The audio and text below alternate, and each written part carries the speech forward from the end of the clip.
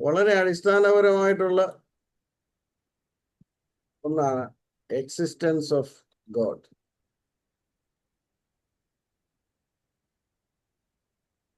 ദൈവത്തെക്കുറിച്ചാണ് നാം ഇന്ന് പഠിക്കുന്നത്. ദൈവത്തെക്കുറിച്ച് പഠിക്കുക സാധ്യമാണോ?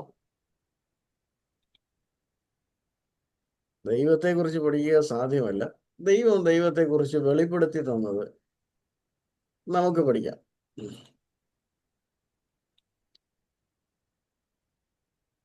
ലോകത്തിൽ ഒരുപാട് പേർ നമ്മുടെ വിശ്വാസത്തെ ചോദ്യം ചെയ്യും.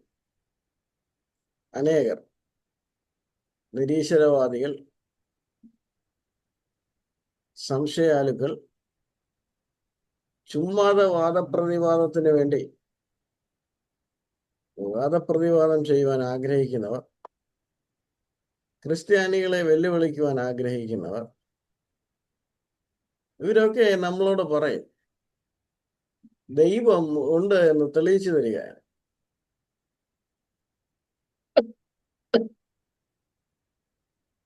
പ്രത്യേകിച്ച് ഒരു സാധാരണക്കാരന് താൻ കാണുകയോ തൊട്ടു നോക്കുകയോ അല്ലെങ്കിൽ ഏതെങ്കിലും ഇന്ദ്രിയം വഴി അത് അറിയുവാൻ കഴിവില്ലാത്ത ഒന്നിനെ വിശ്വസിക്കുക ചിലപ്പോൾ ബുദ്ധിമുട്ടാണ്.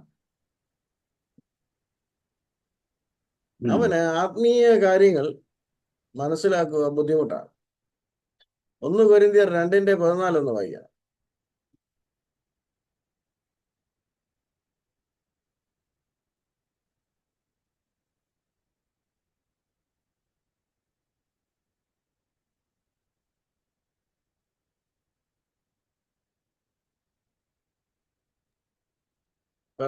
എന്നാൽ മനുഷ്യൻ ദൈവാത്മാവിന്റെ ഉപദേശം കൈക്കൊള്ളുന്നില്ല, അത് അവന് ഭോഷത്വമാകുന്നു.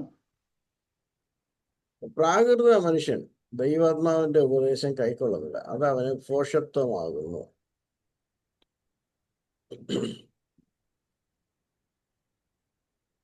Natural person cannot understand spiritual things. എന്നാൽ ഒരു ക്രിസ്തു വിശ്വാസിക്ക് ദൈവം ഉണ്ടോ എന്നുള്ള ചോദ്യം ആൾറെഡി അത് ഉത്തരം ലഭിച്ചു കഴിഞ്ഞതാണ്. കാരണം വേദപുസ്തകം ആരംഭിക്കുന്നത്, വേദപുസ്തകത്തിന്റെ ഏറ്റവും ആദ്യത്തെ വാക്യം ഒന്ന് വായിക്കാം.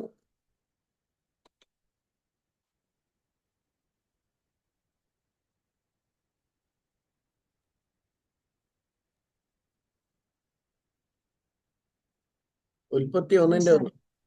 ആദിയിൽ ദൈവം ആകാശവും ഭൂമിയും സൃഷ്ടിച്ചു. ഭൂമി പാഴായും ശൂന്യമായും ഇരുന്നു, ആഴത്തിന്മീതെ ഇരുൾ. ആദിയിൽ ദൈവം ആകാശവും ഭൂമിയും സൃഷ്ടിച്ചു.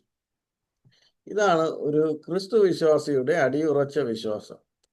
In the beginning, God created the heavens and the earth. ആദിയിൽ ദൈവം ആകാശവും ഭൂമിയും സൃഷ്ടിച്ചു. വളരെ ശക്തമായ ഒരു സെന്റൻസ് ആണ് ഇത്. വളരെ ശക്തവും, രാഷ്ട്രീയക്കാരന്റെ ഭാഷയിൽ പറഞ്ഞാൽ ശക്തവും വ്യക്തവുമായ, കമ്മ്യൂണിസ്റ്റുകാരുടെയൊക്കെ പ്രസംഗം കേട്ടിട്ടില്ലേ, ശക്തവും വ്യക്തവുമായ ഒരു സെന്റൻസ് ആണ് ഇത്.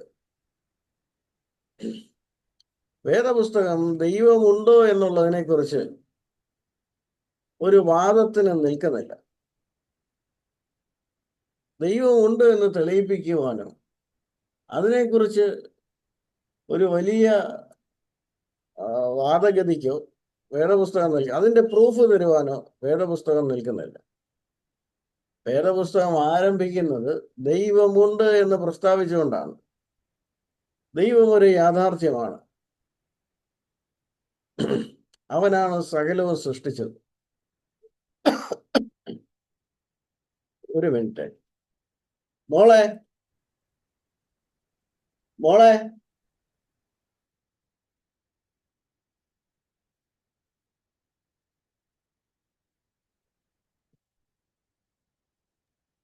അപ്പൊ അവനാണ് സകലവും സൃഷ്ടിച്ചത്. ഈ ബിഗിനിങ് എന്ന് പറഞ്ഞാൽ എന്താണ്?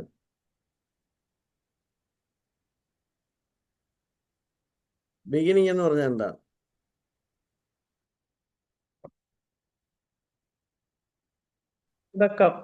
ആരംഭം. ആരംഭം. അതെന്താണ്?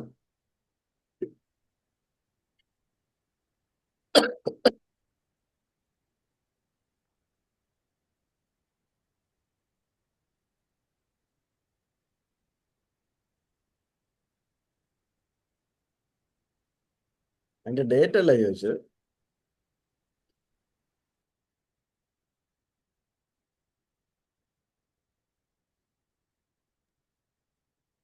ആകാശവും ഭൂമിയും സൃഷ്ടിക്കുന്ന സമയം, അതിനാണ് ബിഗിനിങ് എന്ന് പറയുന്നത്. ശാസ്ത്രത്തിന് ഒരു ബിഗിനിങ് ഉണ്ട്, അതിന്റെ അപ്പുറത്തോട്ട് ശാസ്ത്രമില്ല. ഫിസിക്സ് പഠിച്ച ആരെങ്കിലും ഉണ്ടെങ്കിൽ ശാസ്ത്രം പുറകോട്ട് പോയി കഴിഞ്ഞാൽ എവിടെ ചെന്ന് നിൽക്കും? അതിനപ്പുറത്തോട്ട് ശാസ്ത്രമില്ല. ശാസ്ത്രത്തിനൊരു തുടക്കമുണ്ട്, അതെവിടാണ്? ഫിസിക്സ് പഠിച്ചവർക്ക് പറയാം. BSc ഫിസിക്സ് വല്ലതും ഉണ്ടോ?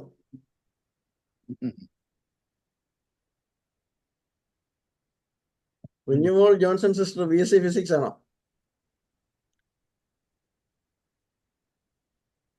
അല്ല സാർ, അല്ല. അല്ലേ? അപ്പൊ ആരുമില്ലേ BSc ഫിസിക്സ് ഉള്ള? എഞ്ചിനീയറിംഗ് പഠിച്ചവർക്കും പറയാം, അവരും സയൻസ് തന്നെയാണല്ലോ. ചെയ്യാം, പക്ഷെ പെട്ടെന്ന് പറഞ്ഞാൽ ഓർമ്മ കിട്ടുന്നില്ല. പ്രായം മുന്നോട്ട് പോയി, ഓർമ്മകളും പുറകിലായി പോയി. 3 കാര്യങ്ങളിൽ ചെന്നാണ് ശാസ്ത്രം അവസാനിക്കുന്നത്. Time, space, matter. ശാസ്ത്രത്തിന്റെ അടിസ്ഥാനം എന്താണ്? Time, space, matter. അതിനപ്പുറത്തോട്ട് ശാസ്ത്രമില്ല. അതിനപ്പുറത്തോട്ട് പറയേണ്ട ആവശ്യകത ശാസ്ത്രത്തിനില്ല.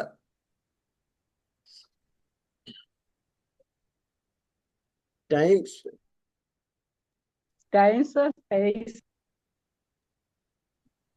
ടൈം, ഒന്നുകൂടെ പറഞ്ഞു. സമയം. അത് പറഞ്ഞു. അല്ല, ടൈം, സ്പേസ്, സ്പേസ്, പിന്നെ ഒന്നുകൂടെ പറഞ്ഞു. മാറ്റർ, ദ്രവ്യം.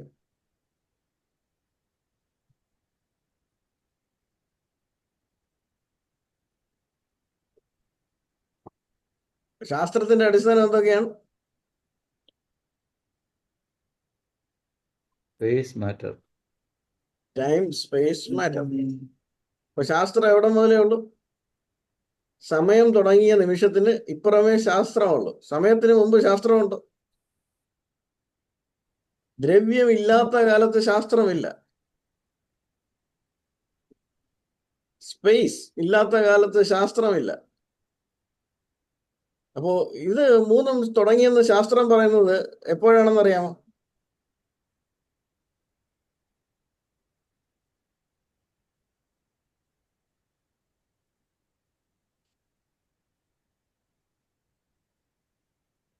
ബിഗ് ബാങ് എന്ന് കേട്ടിട്ടുണ്ടോ? ഇപ്പോ ശാസ്ത്രം പറയുന്നത്, നാളെ ഒരു പക്ഷേ മാറ്റമായിരിക്കാം. ഇപ്പോഴത്തെ ശാസ്ത്രം പറയുന്നത് ഇത് 3ന്റെയും ഉറവിടം, ഉൽപ്പത്തി ഒരുമിച്ചായിരുന്നു എന്നാണ്. എന്തായാലും മാറ്റാനൊക്കത്തില്ല, കാരണം വേദപുസ്തകം അങ്ങനെ എഴുതിയേക്കുന്നത്. ബിഗ് ബാങ്ങിന്റെ ടൈമിലാണ് ഇത് 3 സൃഷ്ടിക്കപ്പെട്ടത്. എന്തൊക്കെയാണ് സൃഷ്ടിക്കപ്പെട്ടത്? ടൈമും സ്പേസും മാറ്ററും. ബിഗ് ബാങ്ങിന് മുൻപ് എന്തായിരുന്നു എന്ന് ചോദിച്ചാൽ, ബിഗ് ബാങ്ങിന് മുമ്പ് എന്ത് സംഭവിച്ചെന്ന് ചോദിച്ചാൽ ശാസ്ത്രം എന്ന് ഉത്തരം പറയും.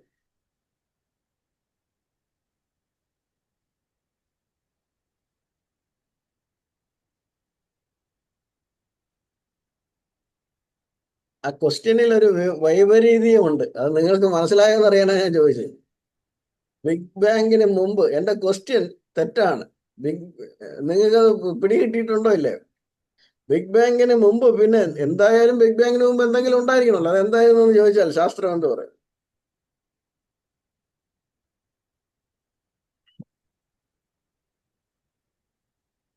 കുഞ്ഞുമോൾ ജോൺസൺ സിസ്റ്റർ എന്തോ പറഞ്ഞു, ഞാൻ കേട്ടില്ല, അത് മ്യൂട്ടായിരുന്നു.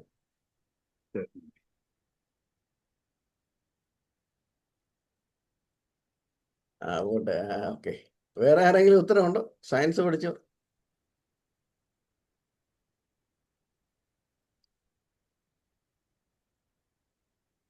എന്റെ ക്വസ്റ്റ്യൻ തെറ്റാണ്, കാരണം ഞാൻ ചോദിച്ചതാണ് ബിഗ് ബാങ്ങിന്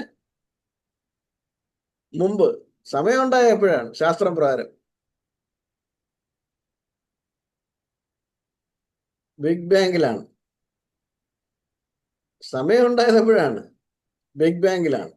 സമയത്തിന് മുമ്പും പിൻപും ഉള്ളൂ. അപ്പൊ ലോകത്തിൽ ഏതെങ്കിലും ഒരു മനുഷ്യന് ഏതെങ്കിലും ഒരു ശാസ്ത്രജ്ഞനോട് ബിഗ് ബാങ്കിന് മുമ്പ് എന്ന് ചോദിച്ചാൽ അയാൾ തിരിച്ചുത്തരം പറയുന്നുണ്ടായിരിക്കും. നിങ്ങളുടെ ക്വസ്റ്റ്യൻ ഒരു ലോജിക്കൽ എററാണ്. കാരണം എന്താണ്? നിങ്ങൾ സമയമുണ്ടെങ്കിലേ മുമ്പും പിൻപും ഉള്ളൂ. നിങ്ങൾ സമയം ഉണ്ടാകുന്നതിന് മുൻപത്തെ കാര്യമാണ് ചോദിച്ചതെന്ന് പറയും. അതുകൊണ്ട്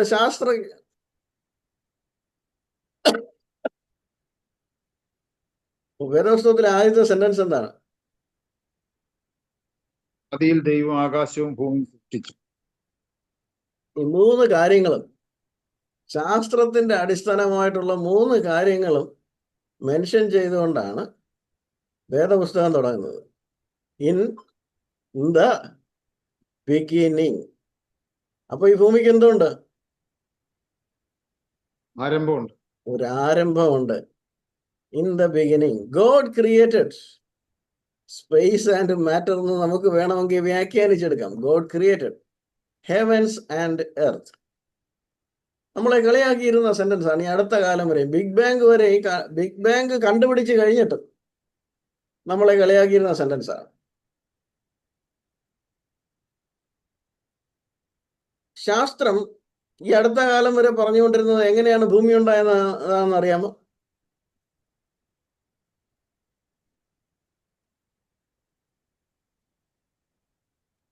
സ്ഫോടനം. ഏ സ്ഫോടനത്തില് ഒന്നില്ലേ? ഞാൻ കേട്ടില്ല. എന്റെ സിസ്റ്റത്തിന്റെ കുഴപ്പമാണോ അറിയില്ല. കുഞ്ഞുമോൾ സിസ്റ്റർ സ്വല്പം കൂടെ ഉറക്കെ പറയാം. വിസ്ഫോടനത്തിലൂടെയാണ് വിസ്ഫോടനം. അതാണ് ബിഗ് ബാങ്ക്. അതൊരു വിസ്ഫോടനമൊന്നുമല്ല, അത് സമയമെടുത്ത് വന്നതാണ്. വിസ്ഫോടനം ഒന്നും നമ്മളെ കളിയാക്കി വിളിച്ച പേരാണ്. ആദിയിൽ ദൈവം ആകാശവും ഭൂമി ഉണ്ടാക്കി എന്നല്ലേ പറയുന്നത്, ബൈബിള് പറയുന്നു. അതെ. സ്റ്റഡി സ്റ്റേറ്റ് തിയറി ആയിരുന്നു ശാസ്ത്രജ്ഞന്റെ. സ്റ്റഡി സ്റ്റേറ്റ് എന്ന് പറഞ്ഞാൽ ഇതെല്ലാം ഇങ്ങനെ നിലനിന്നിരുന്നു എന്നുള്ളതാണ് ശാസ്ത്രം ഈ അടുത്ത കാലം വരെ വിശ്വസിച്ചിരുന്നത്.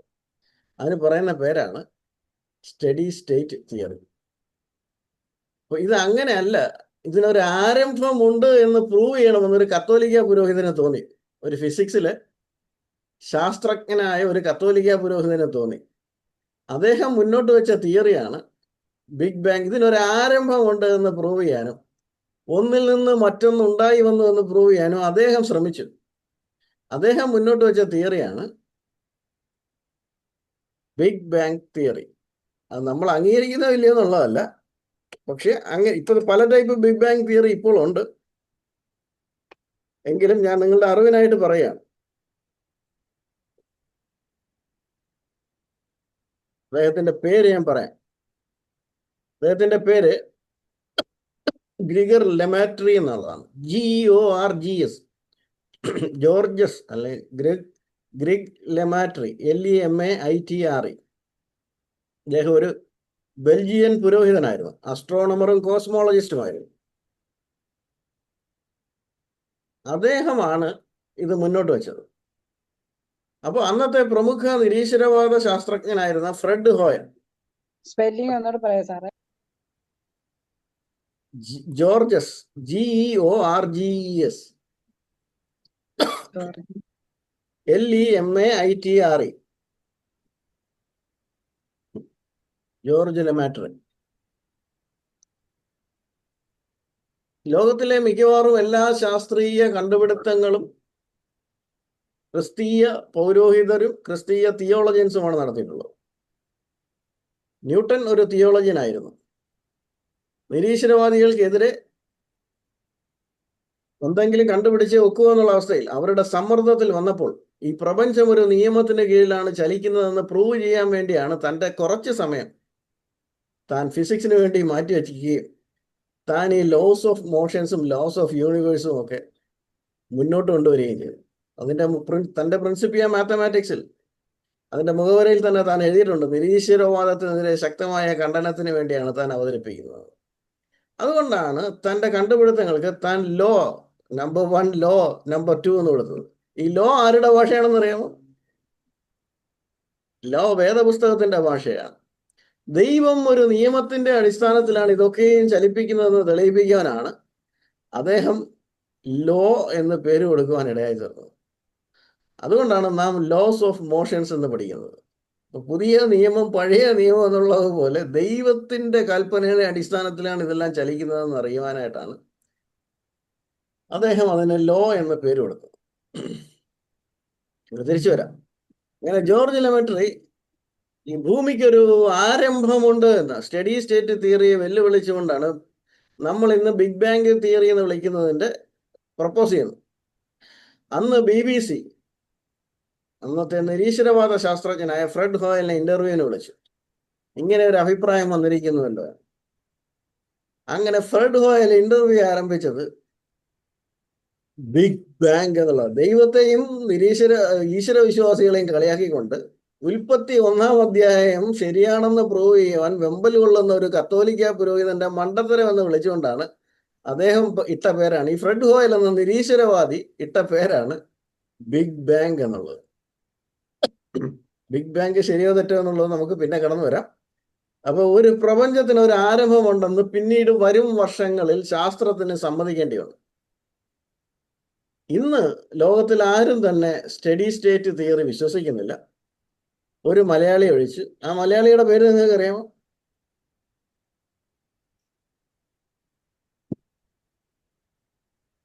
സ്റ്റഡി സ്റ്റേറ്റ് തിയറി ശരിയാണെന്ന് ഇപ്പോഴും പ്രസംഗിച്ചുകൊണ്ട് നടക്കുന്ന ഒരാളുണ്ട്.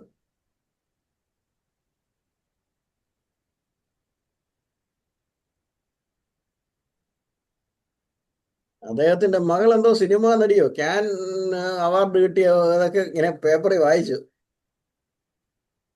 മൈത്രേയൻ എന്ന് കേട്ടിട്ടുണ്ടോ? ഇത്രയും ഇല്ലേ? കേട്ടിട്ടുണ്ട്, കേട്ടിട്ടുണ്ട്, അങ്ങനെ ഒരാളുണ്ട്. കേട്ടിട്ടുണ്ട്. അയാൾ ഇപ്പോഴും സ്റ്റഡി സ്റ്റേറ്റ് തിയറി പ്രസംഗിച്ചുകൊണ്ട് നടക്കുന്ന ആളാണ്. എനിക്ക് തോന്നുന്നു ലോകത്തിൽ ഇന്ന് സ്റ്റഡി സ്റ്റേറ്റ് തിയറി വിശ്വസിക്കുന്ന ഒരേ ഒരാളെ ഉള്ളൂ. അത് നമ്മുടെ കേരളത്തിലാണ്, മൈത്രേയനാണ്. ലോകത്തിൽ യേശുക്രിസ്തു ജീവിച്ചിട്ടില്ല എന്ന് വിശ്വസിക്കുന്നവരും മലയാളികൾ മാത്രമേ ഉള്ളൂ. അത് നമ്മുടെ രവിചന്ദ്രനും മൈത്രേയനും പോലുള്ളവരാണ്. ലോകത്തിലെ നിരീശ്വരവാദികളോ ലോകത്തിൽ ചരിത്രം അധ്യാപകനായിട്ടുള്ള ഒരു വ്യക്തി പോലും, ശാസ്ത്രീയമായി ചരിത്രം പഠിച്ചിട്ടുള്ള ഒരു വ്യക്തി പോലും നിഷേധിക്കാത്ത കാര്യമാണ് യേശുക്രിസ്തു ജീവിച്ചു എന്നും യേശുക്രിസ്തു മരിച്ചു എന്നും ലോകത്തിൽ ഒരു ശാസ്ത്രീയ ചരിത്രകാരനും നിഷേധിക്കാത്ത കാര്യമാണ്. അത് നിഷേധിക്കുന്നവർ നമ്മുടെ ഇടമുറകും നമ്മുടെ രവിചന്ദ്രനും ഒക്കെയാണ്. ലോകത്തിലെ വലിയ വലിയ യൂണിവേഴ്സിറ്റികളിലെ നിരീശ്വരവാദികളായ ചരിത്രകാരന്മാരും അംഗീകരിക്കുന്ന ഒരു കാര്യമുണ്ട്: യേശുക്രിസ്തു ജീവിച്ചു മരിച്ചു. യേശുക്രിസ്തു ഉയർത്തെഴുന്നേറ്റോ ഇല്ലയോ എന്ന് വ്യക്തത വരുത്തുവാൻ കഴിയുന്നില്ല. പക്ഷെ എന്തോ അത്ഭുതകരമായിട്ടുള്ളത് സംഭവിച്ചിട്ടുണ്ടെന്ന് പറഞ്ഞ ഒരു ക്വസ്റ്റ്യൻ മാർക്ക് ഇട്ട് നിർത്തുകയാണ്. ഉയർപ്പ് നിഷേധിക്കുന്നില്ല. ലോകത്തിലെ ഒരു ചരിത്രകാരനും ഉയർപ്പ് നിഷേധിക്കുന്നില്ല, നിരീശ്വരവാദി ഉൾപ്പെടെ. Something happens. അതെന്താണെന്ന് അവർ പറയുന്നില്ല. ചരിത്രത്തിൽ എന്തോ സംഭവിച്ചിട്ടുണ്ട്.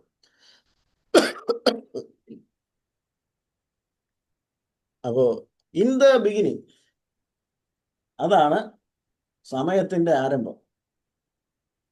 സമയത്തിന്റെ ആരംഭം, മാറ്ററിന്റെ ആരംഭം, സ്പേസിന്റെ ആരംഭം. In the beginning God created heavens and earth. ഇപ്പൊ സകലത്തിന്റെയും ആരംഭം. അപ്പൊ ദൈവത്തിന്റെ ആരംഭം എപ്പോഴാണ്?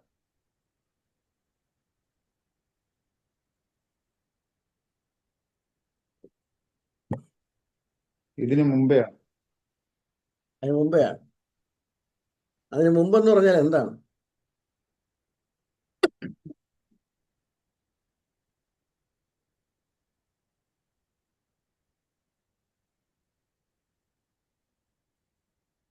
അതിന് മുമ്പെന്ന് പറഞ്ഞാൽ എന്താണ്? പിള്ളേരൊക്കെ, ജെയ്സൺ ബ്രദറെ ഉത്തരം പറഞ്ഞോളൂ.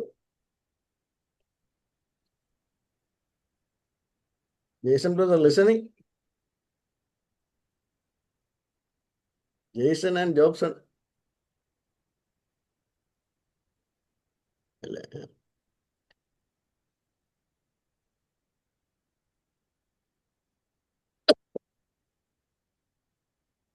അതിന് മുമ്പെന്ന് പറഞ്ഞാൽ എന്താണ്? അപ്പോൾ അതിന് മുമ്പുള്ള സമയത്തിന് നാം പറയുന്ന പേരാണ് നിത്യത, എറ്റേണിറ്റി. Pre eternity. മലയാളത്തിൽ അതിനെന്ത് പറയും? അനാദിനിത്യത. അനാദിനിത്യത, സമയമില്ലാത്ത അവസ്ഥ, സമയത്തിന് അതീതമായ അവസ്ഥ. സമയം സൃഷ്ടിക്കപ്പെടുന്നതിന് മുമ്പുള്ള അവസ്ഥയ്ക്കാണ് നമ്മൾ എന്ത് പറയുന്നത്? അനാദിനിത്യത. അല്ലെങ്കിൽ ആൽഫയാകുന്ന ദൈവം, ആദ്യനാകുന്ന ദൈവം. അനാദിനിത്യത, ഈ സമയം നിങ്ങൾക്ക് മനസ്സിലാക്കാൻ, അനാദി നിത്യത മുതൽ അനന്ത നിത്യത, ഇനി വരാൻ പോകുന്ന എറ്റേണിറ്റി, ഫ്യൂച്ചർ എറ്റേണിറ്റിയെ നമ്മൾ വിളിക്കുന്നതാണ് അനന്ത നിത്യത. അപ്പൊ ദൈവം അനാദി ആണ്, അനന്തനാണ്. അനാദി നിത്യത മുതൽ അനന്ത നിത്യത വരെ. പക്ഷെ ദൈവത്തിന് ഈ അനാദിയും അനന്തതയും ഒന്നുമില്ല. ദൈവം നിത്യനാണ്. ദൈവത്തിന് ഒറ്റ വാക്കിൽ തന്നെ നമുക്ക് പറയാം നിത്യനാണ്. പിന്നെ നമുക്ക് മനസ്സിലാക്കാൻ വേണ്ടിയാണ് ആദ്യനും അന്ത്യനും ആൽഫയും ഒമേഗയും എന്നും ഒക്കെ പറഞ്ഞിരിക്കുന്നത്. മനുഷ്യരായ നമുക്ക് മനസ്സിലാക്കാൻ വേണ്ടിയാണ്. ദൈവത്തിന് ടെൻസ് ഇല്ല. നമുക്കാണ് കഴിഞ്ഞുപോയ സമയം, ഇപ്പോഴത്തെ സമയം, നാളത്തെ സമയം. ദൈവം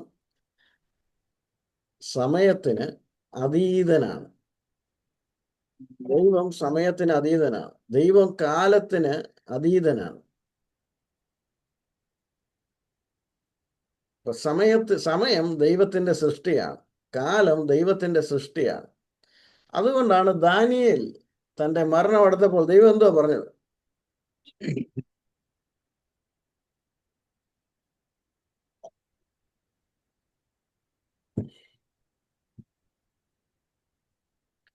ദാനിയേലിനോട് പോയി വിശ്രമിച്ചോളാൻ പറഞ്ഞിട്ട് എന്താ പറഞ്ഞത്? കാലസമ്പൂർണതയെന്നായിരിക്കും. യെസ് റജി പാസ്റ്റർ, കേട്ടില്ല. കാലസമ്പൂർണതയിൽ നിന്നാണോ? അത് തന്നെ, പറഞ്ഞു. കാലത്തികവിങ്കൽ, കാലാവസാനത്തിങ്കൽ നിന്റെ ഓഹരി പ്രാപിപ്പാൻ എഴുന്നേറ്റ് വരിക. അപ്പൊ കാലത്തിന് എന്തോ ഉണ്ട്? ഒരവസാനമുണ്ട്. കാലം അവസാനിക്കും എന്ന് പറഞ്ഞാൽ സമയം എന്ത് ചെയ്യും? അവസാനിക്കും. നാം എങ്ങോട്ട് പ്രവേശിക്കും? നിത്യതയിലേക്ക്. നാം നിത്യതയിലേക്ക് പ്രവേശിക്കും. നിങ്ങൾക്ക് മനസ്സിലാക്കാൻ ബുദ്ധിമുട്ടുണ്ടോ ഞാനീ പറഞ്ഞത്? ഇല്ല ഇല്ല ഇല്ല ഇല്ല ഇല്ല. അപ്പോ കുറച്ചും കൂടെ മനസ്സിലാക്കണമെങ്കിൽ ഞാൻ പറയാം. ഏതോ ഒരു പണ്ഡിതൻ എഴുതിയ നിത്യതയെക്കുറിച്ച് മനസ്സിലാക്കാൻ പറ്റിയ ഒരു ഉദാഹരണമാണ്. ഞാനല്ല, സിസിലിയിലോ ഏജിയൻ കടലിടുക്കിലോ കണ്ട് ഒരു വലിയ പാറ കുന്നുണ്ട്, ഒരു വലിയ കുന്ന് കടലിന്റെ നടുക്ക്. കടലിന് തീരത്തുനിന്ന് വിട്ടുമാറി കുറച്ച് മുന്നോട്ടൊരു വലിയ കുന്നുണ്ട്. നല്ല പൊക്കമുള്ള മല പോലെയുള്ള ഒരു കുന്ന്. 1 കോടി വർഷത്തിലൊരിക്കൽ ഒരു കുരുവി വന്ന് തൻ്റെ ബേഡ്സ് അതിൻ്റെ ഷാർപ്പൺ ചെയ്യുന്ന കണ്ടിട്ടുണ്ടോ? അതിൻ്റെ ചുണ്ടുകൾ ഷാർപ്പൺ ചെയ്യുന്ന കണ്ടിട്ടുണ്ടോ? ഉരച്ചുരച്ച് കണ്ടിട്ടില്ലയോ? എല്ലാവരും കണ്ടിട്ടില്ലേ? കേരളത്തിലൊക്കെ വളർന്നവരല്ലേ എല്ലാവരും? അതോ എല്ലാവരും പുറത്തായിരുന്നോ? ചുണ്ട് ഉരുമി അത് ഷാർപ്പ് ചെയ്ത് വെക്കുന്ന കണ്ടിട്ടില്ലേ ബേഡ്സ്? കണ്ടിട്ടുണ്ട്. കണ്ടിട്ടുണ്ട്. രാജസ്ഥാനിലൊക്കെ കിളികളില്ലയോ ജോൺസൺ ബ്രദർ? സാറേ, എന്റെ മുറ്റത്ത് 10,500 കുരുവിയാ. എന്റെ ദൈവം. മരങ്ങളുള്ളതുകൊണ്ട് ഇഷ്ടം പോലെ. അപ്പോ 1 കോടി വർഷത്തിലൊരിക്കൽ ഒരു കുരുവി വരും. കുരുവി വന്ന് അതിന്റെ ചുണ്ട് ഒരുങ്ങും, ഷാർപ്പൺ ചെയ്തിട്ട് പോകും. അങ്ങനെ ചെയ്യുന്നുവെങ്കിൽ, അങ്ങനെ ചെയ്യുമ്പോൾ ആ പാറ ഇല്ലാതെയായി തീരുവാൻ എത്ര നാൾ എടുക്കുമോ അതാണ് നിത്യത. ഒരു ഉദാഹരണം പറഞ്ഞ, അതല്ല നിത്യത, നിത്യതയിനപ്പുറമാണ്. നിങ്ങൾക്ക് മനസ്സിലാക്കാൻ വേണ്ടി ഒരു ഉദാഹരണം പറഞ്ഞു. നിത്യയുഗായുഗം സമയത്തിന് അതീതമായ അവസ്ഥയിലേക്ക്, സമയത്തിന് അതീതമായ അവസ്ഥയിലേക്ക് നമ്മെ കൊണ്ടെത്തിക്കും. സമയം ഒരു റിലേറ്റീവ് കൺസെപ്റ്റ് ആണെന്നും മനുഷ്യന് സമയത്തിന് അതീതനാകാൻ കഴിയുമെന്ന് പ്രൂവ് ചെയ്ത വ്യക്തിയാണ് ഐൻസ്റ്റീൻ. ഒരു പ്രത്യേക സ്പീഡിൽ മനുഷ്യൻ സഞ്ചരിച്ചാൽ മനുഷ്യന് സമയത്തിന് അതീതനാകാൻ കഴിയുമെന്ന് അദ്ദേഹം പ്രൂവ് ചെയ്തു.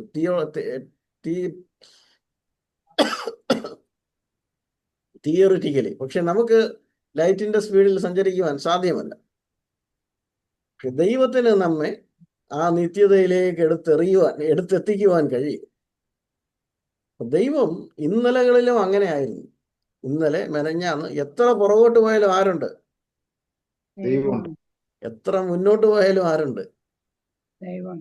ദൈവമുണ്ട്. ദൈവത്തിന് സമയമില്ല. ദൈവം സമയത്തിന് അതീതനാണ്. ദൈവം സകലവും അറിയുന്നു. ഇന്നെന്ന പോലെ സകലവും അറിയുന്ന, സകലവും കാണുന്ന ദൈവം. 5000 കൊല്ലം മുമ്പ് ഈ ഭൂമിയിൽ നടന്നത് ശാസ്ത്രീയമായിട്ട് നമുക്ക് കാണാൻ കഴിയുമോ? കാണാനോ കേൾക്കാനോ കഴിയുമോ? ഇല്ല. ഇല്ല. പക്ഷെ ശാസ്ത്രീയമായിട്ട് തിയറി പ്രകാരം അത് കാണാൻ കഴിയും. എങ്ങനെയാണ്? ദൈവം അല്ല, മനുഷ്യന് തന്നെ ഭാവിയിൽ കാണാൻ കഴിയുമെന്നാണ് ശാസ്ത്രം പറയുന്നത്. എങ്ങനെയാണ്? നമ്മൾ നടന്നതും നമ്മൾ പോകുന്നതും ഒക്കെ ഭാവിയിൽ അന്നത്തെ തലമുറ ഒരുപക്ഷെ കണ്ടേക്കാം.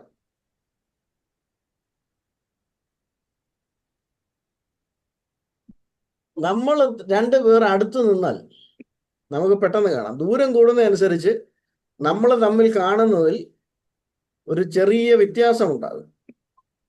ഓൺലൈനിൽ കൂടെ അല്ല, നേരിട്ട് നിൽക്കുന്ന രണ്ടുപേർ, നിങ്ങളുടെ മക്കളോ സഹോദരങ്ങളോ ഒക്കെ അടുത്തിരിക്കുന്നവരുമായിട്ട് അവരുമായിട്ട് ദൂരോട്ട് പോകുമ്പോൾ നിങ്ങൾ തമ്മിൽ കാണുന്ന ദൂരത്തിൽ ചെറിയ സമയ വ്യത്യാസം ഉണ്ടാകും. ദൂരം കൂടുന്നതനുസരിച്ച് കാണുന്നതും വ്യത്യാസം ഉണ്ടാകും. അപ്പോൾ ആകാശത്ത് നിന്ന് നമ്മൾ കാണുന്ന നക്ഷത്രങ്ങളെല്ലാം അവിടെ ഉണ്ടോ? പല നക്ഷത്രങ്ങളും 400 കൊല്ലം 500 കൊല്ലം മുമ്പ് കത്തി നശിച്ചു പോയതാണ്. നമ്മൾ എന്തുകൊണ്ടാണ് അതിനെ ഇപ്പോഴും കാണുന്നത്?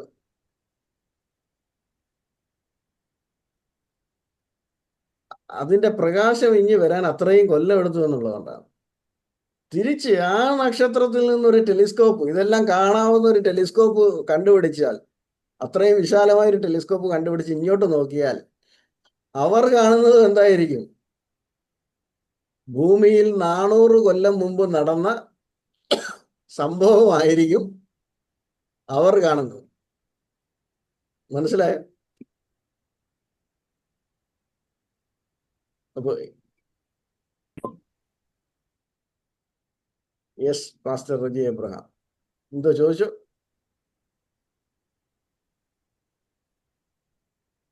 അതെ അതെ, അത് മനസ്സിലായി. അപ്പം അങ്ങനെയാകുമ്പോൾ കഴിഞ്ഞ കാലങ്ങൾ പെട്ടെന്ന് റിവീൽ ചെയ്യാൻ പറ്റും, അടുത്ത തലമുറയ്ക്ക് കാണാൻ പറ്റുമെന്നാ പറഞ്ഞ് മനസ്സിലായി. അതെ. അപ്പൊ ദിനോസർ നടക്കുന്നതും മാമോത്ത് നടക്കുന്നതും ഒക്കെ വേണമെങ്കിൽ ലോകത്തിന്റെ എവിടെയോ അങ്ങനെ ആരും ഇല്ല. ഉണ്ടെങ്കിൽ അവർക്ക് കാണാം. അങ്ങനെ ആരും ഇല്ല കേട്ടോ, വേദപുസ്തകം അങ്ങനെ പഠിപ്പിക്കുന്നില്ല. ഉണ്ടെങ്കിൽ അവർക്ക് കാണാം. അപ്പൊ ഇതാണ് അനാദി നിത്യത മുതൽ അനന്ത നിത്യത വരെ. അതിൻ്റെ ഒരു സമയത്താണ് ദൈവം ഇൻ ദ ബിഗിനിങ്, ആദിയിൽ ദൈവം ആകാശവും ഭൂമിയും സൃഷ്ടിച്ചു. ഇപ്പൊ ആദ്യം എന്താണെന്ന് മനസ്സിലായോ? സകലത്തിന്റെയും തുടക്കം. Time, space, matter. സയൻസ് അവിടം വരെ ഉള്ളൂ. സയൻസിന്റെ ലിമിറ്റേഷൻ നമ്മുടെ യൂണിവേഴ്സാണ്. നമ്മുടെ യൂണിവേഴ്സിന് പുറത്ത് ആപ്ലിക്കബിൾ ആണോ എന്ന് ചോദിച്ചാൽ അല്ല. ഫൈനൈറ്റ് ലോകത്തിന് പുറത്ത് ആപ്ലിക്കബിൾ ആണോ എന്ന് ചോദിച്ചാൽ അല്ല. അതുകൊണ്ട് ദൈവത്തെ ശാസ്ത്രത്തിനകത്ത് ഒരുക്കുവാൻ കഴിയുകയില്ല. കാരണം ദൈവം ഫൈനൈറ്റ് അല്ല, ദൈവം ഇൻഫിനിറ്റ് ഗോഡാണ്. അപ്പൊ ഞങ്ങളുടെ ദൈവം ഇൻഫിനിറ്റ് ആണ്. പിന്നെ നിങ്ങളുടെ ഫൈനൈറ്റ്, നിങ്ങളുടെ ശാസ്ത്രം ഇൻഫിനിറ്റിനകത്ത് കവർ ചെയ്യുന്നുണ്ടോ? ഇല്ല. അപ്പൊ ഫൈനൈറ്റ് ഏരിയയിലേ അല്ല നമ്മുടെ ദൈവം. ശാസ്ത്രം ഈ യൂണിവേഴ്സിലെ ആപ്ലിക്കബിൾ ഉള്ളൂ. തിരിച്ചു ചോദിച്ചാൽ മൾട്ടിവേഴ്സ് എന്ന് പറയും. ശാസ്ത്രം നിഷേധിക്കുന്നില്ല, ഇതിന് പുറത്ത് മറ്റ് യൂണിവേഴ്സുകൾ ഉണ്ടാകാമെന്നാണ് ഇന്ന് ശാസ്ത്രം പറയുന്നത്. അവിടെ നമ്മുടെ ഫിസിക്സ്, നമ്മുടെ മാത്തമാറ്റിക്സ്, നമ്മുടെ ബയോളജി, നമ്മുടെ കെമിസ്ട്രി ആപ്ലിക്കബിൾ ആണോ? അല്ലേ അല്ല. ശാസ്ത്രം പറയാം അല്ലേ അല്ല. ഇതെല്ലാം നമ്മുടെ യൂണിവേഴ്സിനകത്ത് മാത്രമാണ് applicable. If there is A multiverse, if there is another universe in this multiverse, our science is not applicable there. ഇനി യോഹന്നാൻ 1:1 ഒന്ന് വായിക്കാം. സുവിശേഷം 1:1.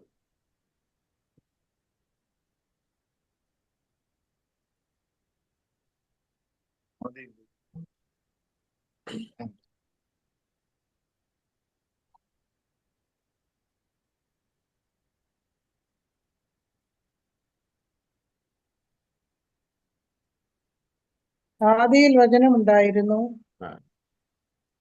വചനം ദൈവത്തോടു കൂടെ ആയിരുന്നു, വചനം ദൈവമായിരുന്നു. ഈ ആദി എന്ന് ഉദ്ദേശിക്കുന്നത് നമ്മുടെ ഉൽപ്പത്തിയിലെ ആദിയല്ല, അത് അനാദിയാണ്, അനാദി നിത്യതയാണ്. വായിക്കുമ്പോൾ തിരിയാതിരിക്കാൻ ഞാൻ പറഞ്ഞത്. നമുക്ക് തിരിച്ച് നമ്മുടെ സബ്ജക്റ്റിലേക്ക് മടങ്ങി വരാം. ഞാൻ വ്യക്തിപരമായി കണ്ട് സംസാരിച്ചിട്ടുള്ള പല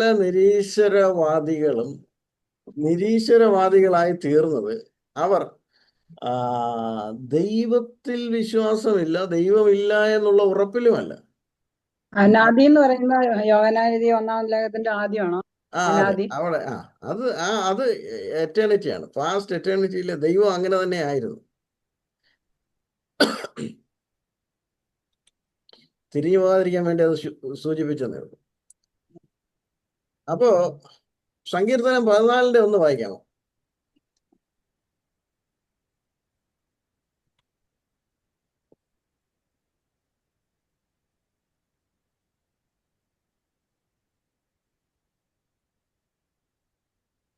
ദൈവമില്ല എന്ന് മൂഢൻ തന്റെ ഹൃദയത്തിൽ പറയുന്നു, ആ. അവർ വഷളന്മാരായി മ്ലേച്ഛത പ്രവർത്തിക്കുന്നു. ദൈവമില്ല എന്ന് മൂഢൻ തന്റെ ഹൃദയത്തിൽ പറയുന്നു. ഫൂൾ എന്ത് പറയുന്നു? there is no God. അതുകൊണ്ട് ഒരു അല്പ ബുദ്ധിയുള്ളവൻ എന്ത് ചെയ്യുമെന്നാണ് വേദപുസ്തകത്തിൽ നമുക്ക് മനസ്സിലാക്കുന്നത്. ദൈവമില്ലെന്ന് പറയത്തില്ല. ദൈവമില്ലെന്ന് പറയത്തില്ല. he will acknowledge the evident fact of a living God. അപ്പോ ബുദ്ധി കൊണ്ട് അന്വേഷിച്ചാലും എവിടെ ചെന്നെത്തും?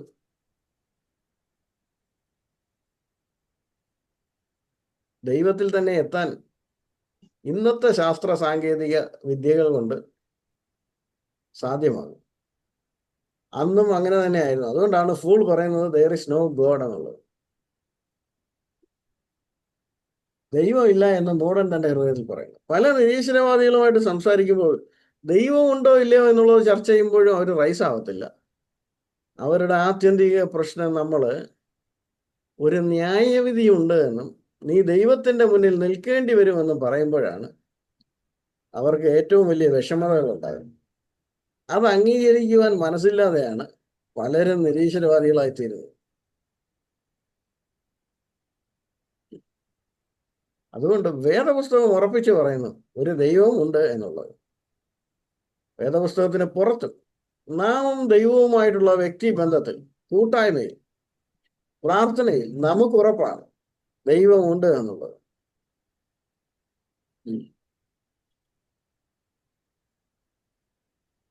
പണ്ട് സോവിയറ്റ് യൂണിയനിലെ ആൾക്കാർ ബഹിരാകാശത്ത് പോയിട്ട് തിരിച്ചു വന്ന് പറഞ്ഞു ദൈവമില്ല എന്ന്. ദൈവത്തെ അവിടെ കണ്ടില്ല എന്ന്. അന്നേരം ബില്ലി ഗ്രഹാം ജീവിച്ചിരിക്കുന്ന സമയമാണ്. ബില്ലി ഗ്രഹാം പുറത്തിറങ്ങിയപ്പോൾ പത്രക്കാർ ചോദിച്ചു ദൈവമില്ല, ദൈവം മരിച്ചു എന്നൊക്കെ പറയുന്നല്ലോ. ബില്ലി ഗ്രഹാം പറഞ്ഞു ഞാനിപ്പോൾ പ്രാർത്ഥനാ മുറിയിൽ ദൈവവുമായിട്ട് സംസാരിച്ചിട്ട് വന്നതേ ഉള്ളൂ. ഈ ഒരു 2-3 സെക്കൻഡ് കൊണ്ട് ദൈവം മരിച്ചുപോയി എന്ന് തിരിച്ച് മറുപടി ചോദിക്കുവാനിടയായത്.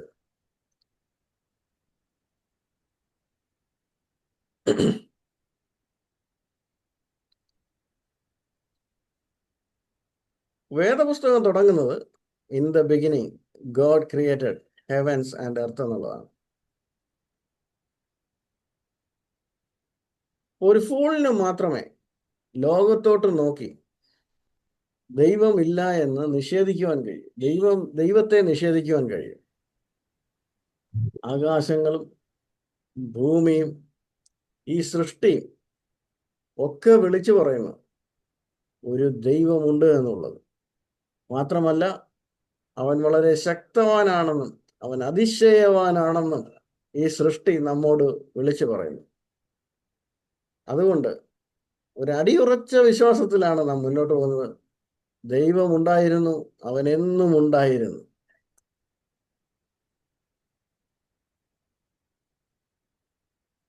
ഈ കാണുന്നതിനെയൊക്കെ നോക്കിയതിന് ശേഷം ഒരു ഫൂളിന് മാത്രമേ പറയുവാൻ കഴിയൂ there is no God എന്നുള്ളത്. അല്പം കോമൺ സെൻസ് അല്ലെങ്കിൽ അല്പം ബുദ്ധിയുള്ള ഒരുവൻ അവൻ പ്രകൃതിയിലേക്ക് നോക്കിയാൽ അവൻ ജീവനുള്ള ദൈവത്തെ കാണുവാൻ കഴിയും. ഈ ആകാശത്തിലേക്ക് നോക്കിയാൽ, ആകാശവിധാനത്തിലേക്ക് നോക്കിയാൽ, സങ്കീർത്തനക്കാരൻ പറയുന്നത് അത് അവന്റെ മഹത്വത്തെ വർണ്ണിക്കുകയാണ്. The beauty of the sky. ഈ ജീവന്റെ അത്ഭുതങ്ങൾ നോക്കിക്കഴിഞ്ഞാൽ, ഈ പ്രപഞ്ചത്തിന്റെ അടുക്കും ചിട്ടയും നോക്കിക്കഴിഞ്ഞാൽ ഇതെല്ലാം വിളിച്ചു പറയുന്നത് ഇതിന്റെ പുറകിൽ ഒരു സൃഷ്ടിതാവുണ്ട്.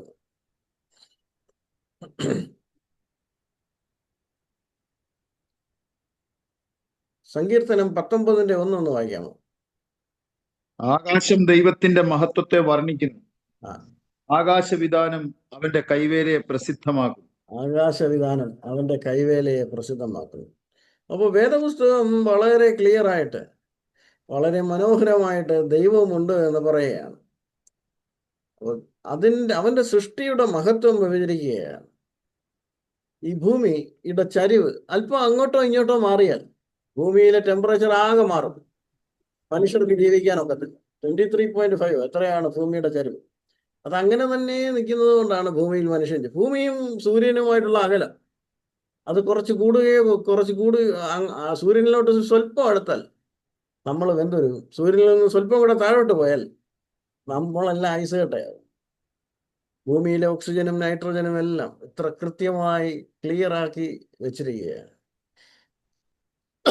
ഭൂമിയിലെ ഫലവൃക്ഷാദികൾ അതൊക്കെ അതിന്റെ ഇന്റൻഡഡ് പർപ്പസ് ഉണ്ട്. അത് കഴിക്കുന്നവന് കഴിക്കാം, അവന് അത് ഡൈജസ്റ്റ് ചെയ്യാം. ഇതെല്ലാം ഇത്ര കൃത്യമായി അടുക്കി വെച്ചിരിക്കുന്ന ആ ദൈവം. നാം ആകാശത്തിലേക്ക് നോക്കിയാൽ അനേക നക്ഷത്രങ്ങൾ, ഗാലക്സീസ്, നമ്മുടെ സൂര്യൻ ഒരു ചെറിയ സൂര്യനാണ്, അനേകം വലിയ സൂര്യൻ. നമ്മുടെ സൂര്യന്റെ 100 ഇരട്ടി ശക്തിയുള്ള സൂര്യന്മാരെയാണ് ദൈവം ആകാശത്ത് വാരി വിതറിയിട്ടിരിക്കുന്നത്.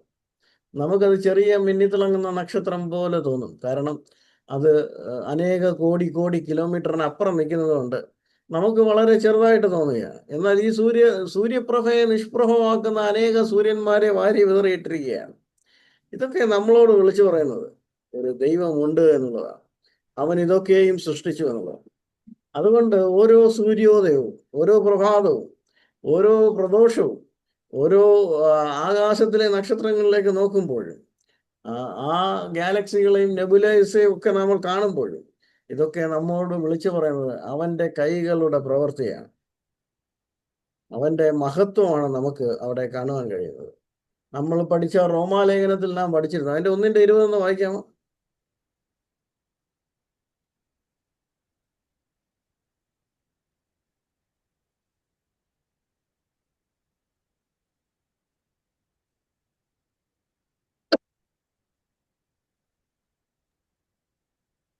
Romans chapter 1:20. അവന്റെ നിത്യശക്തിയും ദിവ്യത്വവുമായി അവന്റെ അത്യദൃശ ലക്ഷണങ്ങൾ ലോക സൃഷ്ടി മുതൽ അവന്റെ പ്രവർത്തികളാൽ ബുദ്ധിക്ക് തെളിവായി വെളിപ്പെട്ടു വരുന്നു. Amen. For the invisible things of him from the creation of the world are clearly seen, being understood by the things that are made, even his eternal power and Godhead, so that they are without excuse. ന്യായവിധി നാളിൽ ദൈവമില്ല എന്ന് ഒരുവനും പറയുവാനൊക്കത്തില്ല. അവന്റെ സൃഷ്ടി തെളിവായി നിൽക്കുകയാണ്.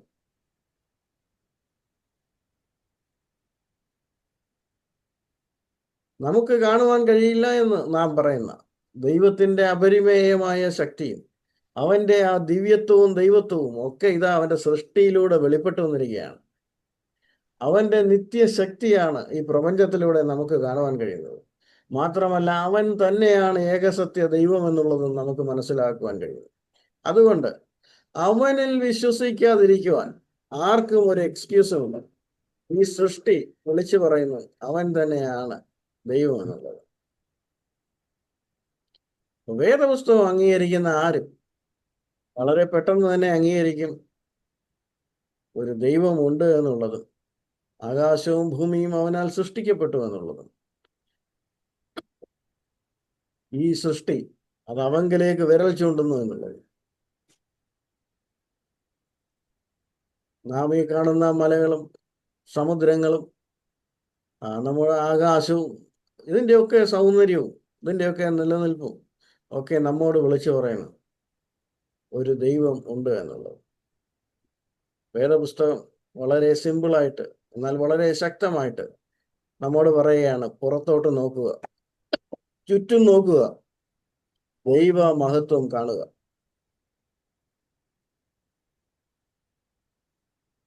ഇനി നമുക്ക് മറ്റു ചില കാര്യങ്ങളും കൂടെ അന്വേഷിക്കാം. വേദപുസ്തകത്തിന് പുറത്ത്, എന്നാൽ വേദപുസ്തകത്തിന്റെ ഭാഗമായി തന്നെ നമുക്കുള്ള ഏറ്റവും വലിയ ഉറപ്പാണ് ദൈവവുമായിട്ടുള്ള കൂട്ടായ്മ എന്ന് പറയുന്നത്. ദൈവമുണ്ട് എന്ന് എനിക്കറിയാം, കാരണം ഞാൻ ഇന്നും ദൈവത്തോട് സംസാരിച്ചു. എൻ്റെ ഗദ്ഗതങ്ങൾ അവൻ കേട്ടു, എൻ്റെ ഹൃദയത്തിൻ്റെ വിശ്വാസങ്ങൾ അവൻ അറിഞ്ഞു, അവൻ എനിക്ക് ഉത്തരം അരുളി, അവൻ എന്നെ തൊട്ടു എന്നുള്ളത് നമുക്ക് അറിയാവുന്ന കാര്യമാണ്. അതുകൊണ്ട് എനിക്ക് ജാതികളുടെ ജൽപ്പനം പോലെയല്ല എൻ്റെ പ്രാർത്ഥന. എന്നെ കേൾക്കുന്ന ജീവനുള്ള ദൈവവുമായിട്ടുള്ള സംസാരമാണ് എൻ്റെ പ്രാർത്ഥന. എന്നെ അവൻ കേൾക്കുന്നു, അവൻ അതിന് റെസ്പോണ്ട് ചെയ്യും. ഈ ഒരു കൂട്ടായ്മ ബന്ധം, ഈ ഒരു ക്ലോസ് കണക്ഷൻ, ഇത് ഒരു സത്യവാനായ യഥാർത്ഥ്യവാനായ ഒരു ദൈവത്തെയാണ് എനിക്ക് കാട്ടിത്തരുന്നത്.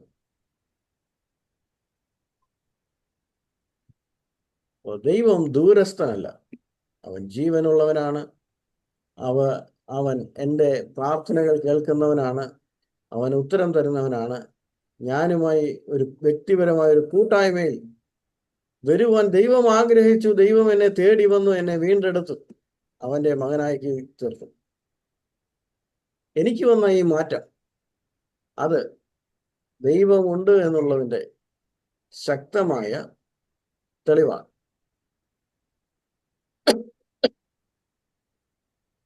അടുത്തത് സ്ക്രിപ്ചറിൽ ഒരുപാടുണ്ട്, ഞാനത് നിങ്ങൾ ഒരുപാട് കേട്ടതായിരിക്കും മറ്റു ഭാഗങ്ങളും. അടുത്തത് പ്രൂഫ് ഫ്രം സ്ക്രിപ്ചർ കഴിഞ്ഞാൽ പ്രൂഫ് ഫ്രം കോൺസൈൻസ് ആണ്. നമ്മുടെ മനസാക്ഷി നമ്മോട് പറയുന്നു ദൈവമുണ്ട് എന്നുള്ളത്. നമുക്ക് 5 മിനിറ്റ് റെസ്റ്റ് വേണമെങ്കിൽ we can come back after 5 minutes. We can take 5 minutes rest. അടുത്തത് നമ്മുടെ മനസാക്ഷിയാണ്. സെക്കൻഡ് പ്രൂഫ് ഫ്രം കോൺസൈൻസ് ആണ്. CONSCIENC, proof from conscience. മനുഷ്യൻ ജനിക്കുന്നത് തന്നെ തന്നേക്കാൾ വലിയ ഒരുവനുണ്ട് എന്നുള്ള ബോധ്യത്തിൽ തന്നെയാണ്. അങ്ങനെ ഇല്ലാത്ത ഒരു വംശത്തെ നമ്മൾ ഈ അടുത്ത കാലം വരെ ഒരുപാട് മനുഷ്യവംശങ്ങളെ പലയിടത്തും കണ്ടെത്തിയിരുന്നു.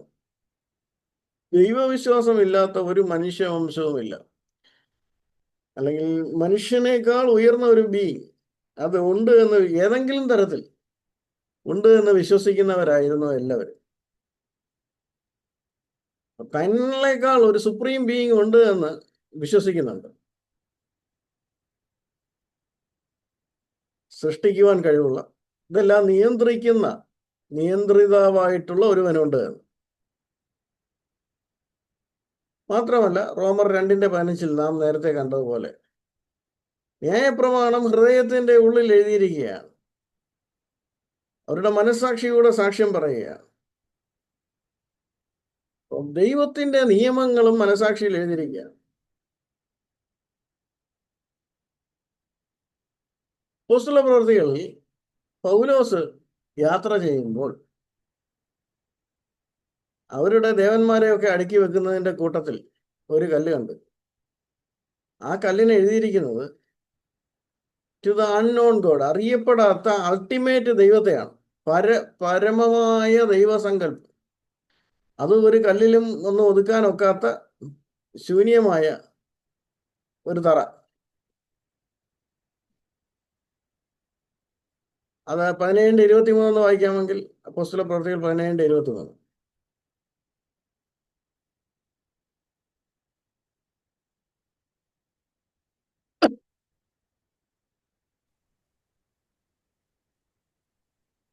എന്നാൽ അതേനരൊക്കെയും അവിടെ വന്ന് പാർക്കുന്ന പരദേശികളും വല്ല പുതുമയും വകയോ കേൾക്കുകയും ചെയ്തവനല്ലാതെ മറ്റൊന്നിനും അവസരമുള്ളവരല്ല.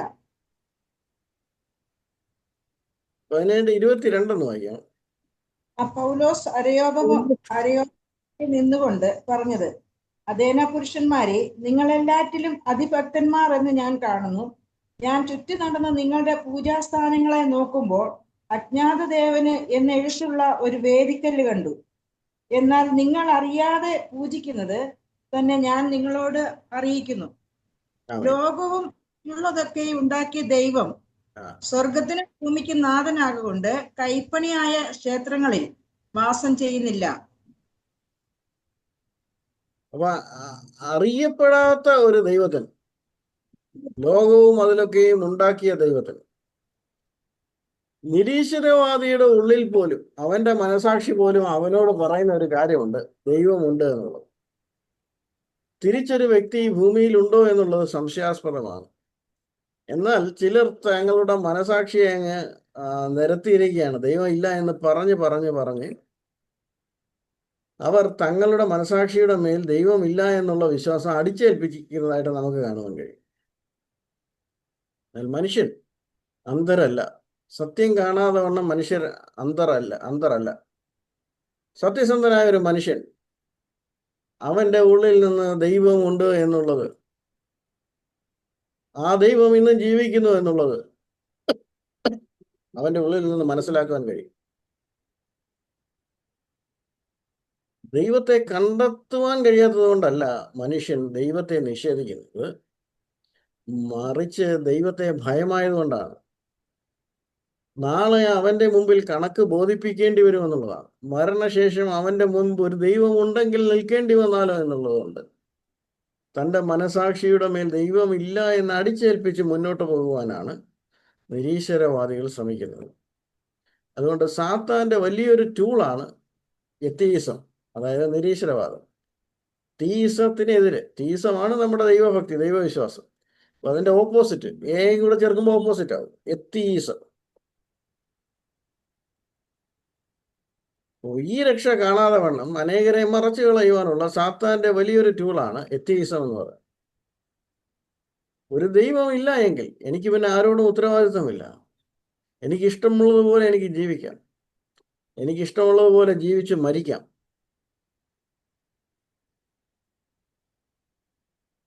എന്നാൽ സകല മനുഷ്യരുടെയും നിശബ്ദ സമയങ്ങളിൽ അവൻ്റെ അവനോട് മന്ത്രിക്കും ഒരു ദൈവമുണ്ട് എന്നുള്ളത്.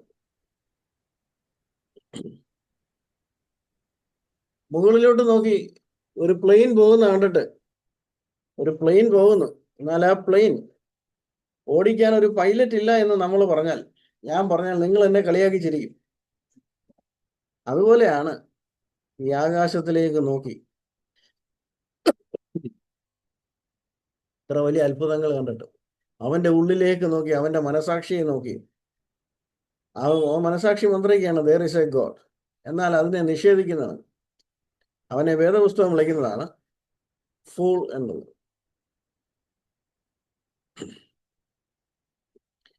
എനിക്ക് പൈലറ്റിനെ കാണാൻ കഴിയാത്തത് കൊണ്ട് പൈലറ്റ് അവിടെ ഇല്ല എന്നില്ല. എനിക്ക് എൻ്റെ തലച്ചോറ് കാണാൻ കഴിയാത്തത് കൊണ്ട് എനിക്ക് തലച്ചോറ് ഇല്ല എന്നുള്ളതല്ല. കാരണം എല്ലാ മനുഷ്യർക്കും ഒരു സെൻട്രലൈസ്ഡ് കൺട്രോൾ സിസ്റ്റം ഉണ്ട്. അവൻ്റെ ശരീരത്തിൽ സകലവും നിയന്ത്രിക്കുന്ന ഒരു ഭാഗം എല്ലാ മനുഷ്യർക്കും ഉണ്ട്. അത് ഈ ഇരിക്കുന്ന നമുക്ക് എല്ലാവർക്കും ഉണ്ട്. എന്നാൽ നമുക്കത് കാണാൻ കഴിയത്തില്ല. കാണാൻ കഴിയാത്തത് കൊണ്ട് സകലവും നിയന്ത്രിക്കുന്ന ഒന്ന് നമുക്ക് ഇല്ല എന്ന് പറയുവാൻ കഴിയത്തില്ല. എൻ്റെ ഒരു റിലേറ്റീവ് ഈ അടുത്തിടയ്ക്ക് മരിച്ചുപോയി. ബോധമില്ലാതെ ഒന്ന് മരിച്ചുപോയി. ബോധം പോകുന്നതിന് മുമ്പ് 2 ദിവസം മുമ്പ് ഭക്ഷണം വെച്ചു കൊടുത്താൽ വായ വരെ വെക്കും, പിന്നെ ഇറങ്ങത്തില്ല. അപ്പോൾ ചോദിച്ചപ്പോൾ ഡോക്ടർ പറഞ്ഞത് അത് ബ്രെയിനിൽ നിന്ന് കമാൻഡ് കിട്ടുന്നില്ല. വായിൽ ഭക്ഷണം വന്ന് ഇറക്കണമെന്നുള്ളത് പിന്നെ വായിൽ വരെ കൊണ്ടുവരും, സന്തോഷമായിട്ട് കണ്ട് കൊണ്ടുവരും, പക്ഷെ പിന്നെ ഇറക്കണമെന്നുള്ള കമാൻഡ് കിട്ടുന്നില്ല. ശ്വാസം എടുക്കണമെന്നുള്ള കമാൻഡ് പോലും ബ്രെയിനിൽ നിന്നാണ് വരേണ്ടത്. നമ്മൾ അറിയാതെ സകലവും നിയന്ത്രിക്കുന്ന ഒന്ന് നമ്മുടെ ഉള്ളിലുണ്ട്. തലയായത്, അത് തലച്ചോറെന്ന് പറയാം, അല്ലെങ്കിൽ തല. അതുപോലെ ഈ ഭൂമിയിലേക്ക് നോക്കിയിട്ട് ദൈവത്തെ എനിക്ക് കാണാൻ കഴിയാത്തത് കൊണ്ട് ഈ സൃഷ്ടിയുടെ പുറകിൽ ഒരു ദൈവമില്ല എന്ന് പറയുന്നത് മണ്ടത്തരമാണ്. അതുകൊണ്ട് സൃഷ്ടി ഞാൻ കാണുന്നു, അതുകൊണ്ട് ഞാൻ ദൈവത്തിൽ വിശ്വസിക്കുന്നു. അടുത്ത പോയിന്റ്, ഞാൻ വളരെ സ്പീഡിലേക്ക് പോവാണ്. അടുത്ത point the argument from cause ആണ്. കോസ്, കാരണം, CAUSE അല്ലെങ്കിൽ കോസ്മോളജിക്കൽ എന്ന് പറയും. COSMOLOGICAL, cosmological, COSMOLOGICAL, cosmological. നമ്മൾ നോക്കിക്കഴിഞ്ഞാൽ ഈ ലോകമുണ്ട്. ദ കാഷ്വാലിറ്റി എന്നാണ് ഈ ആർഗ്യുമെന്റിനെ പറയുന്നത്. കാഷ്വാലിറ്റി എന്നാണ്. എല്ലാത്തിനും ഒരു കാരണം ഉണ്ടാകണമെന്നുള്ളതാണ്. The world is here. ഇത് എവിടെ നിന്നെങ്കിലും ഉണ്ടായല്ലേ ഒക്കൂ. നിങ്ങളൊന്ന് പുറകോട്ട് ചിന്തിച്ച്, ഇന്നലകൾ, നമ്മുടെ മാതാപിതാക്കൾ, അവരുടെ മാതാപിതാക്കൾ, അല്ലെങ്കിൽ ഈ ഭൂമിയുടെ ഉൽപ്പത്തി, സൂര്യന്റെ ഉൽപ്പത്തി, ഇതിനൊരു തുടക്കം വേണ്ടേ? ഇത് സ്റ്റഡി സ്റ്റേറ്റ് തിയറി അല്ലല്ലോ. ഇത് എവിടെ നിന്നെങ്കിലും ഉണ്ടായി വരണ്ടേ? ഇത് എവിടെ നിന്നെങ്കിലും ഉണ്ടായി വന്നേ വെക്കും. ആരെങ്കിലും ഒരാൾ ഇത് ക്രിയേറ്റ് ചെയ്യണം, അല്ലെങ്കിൽ എന്തെങ്കിലും ഒന്നിൽ നിന്ന് രൂപമാറ്റം വന്ന് വേണം ഇത് ഉണ്ടാവാനായിട്ട്.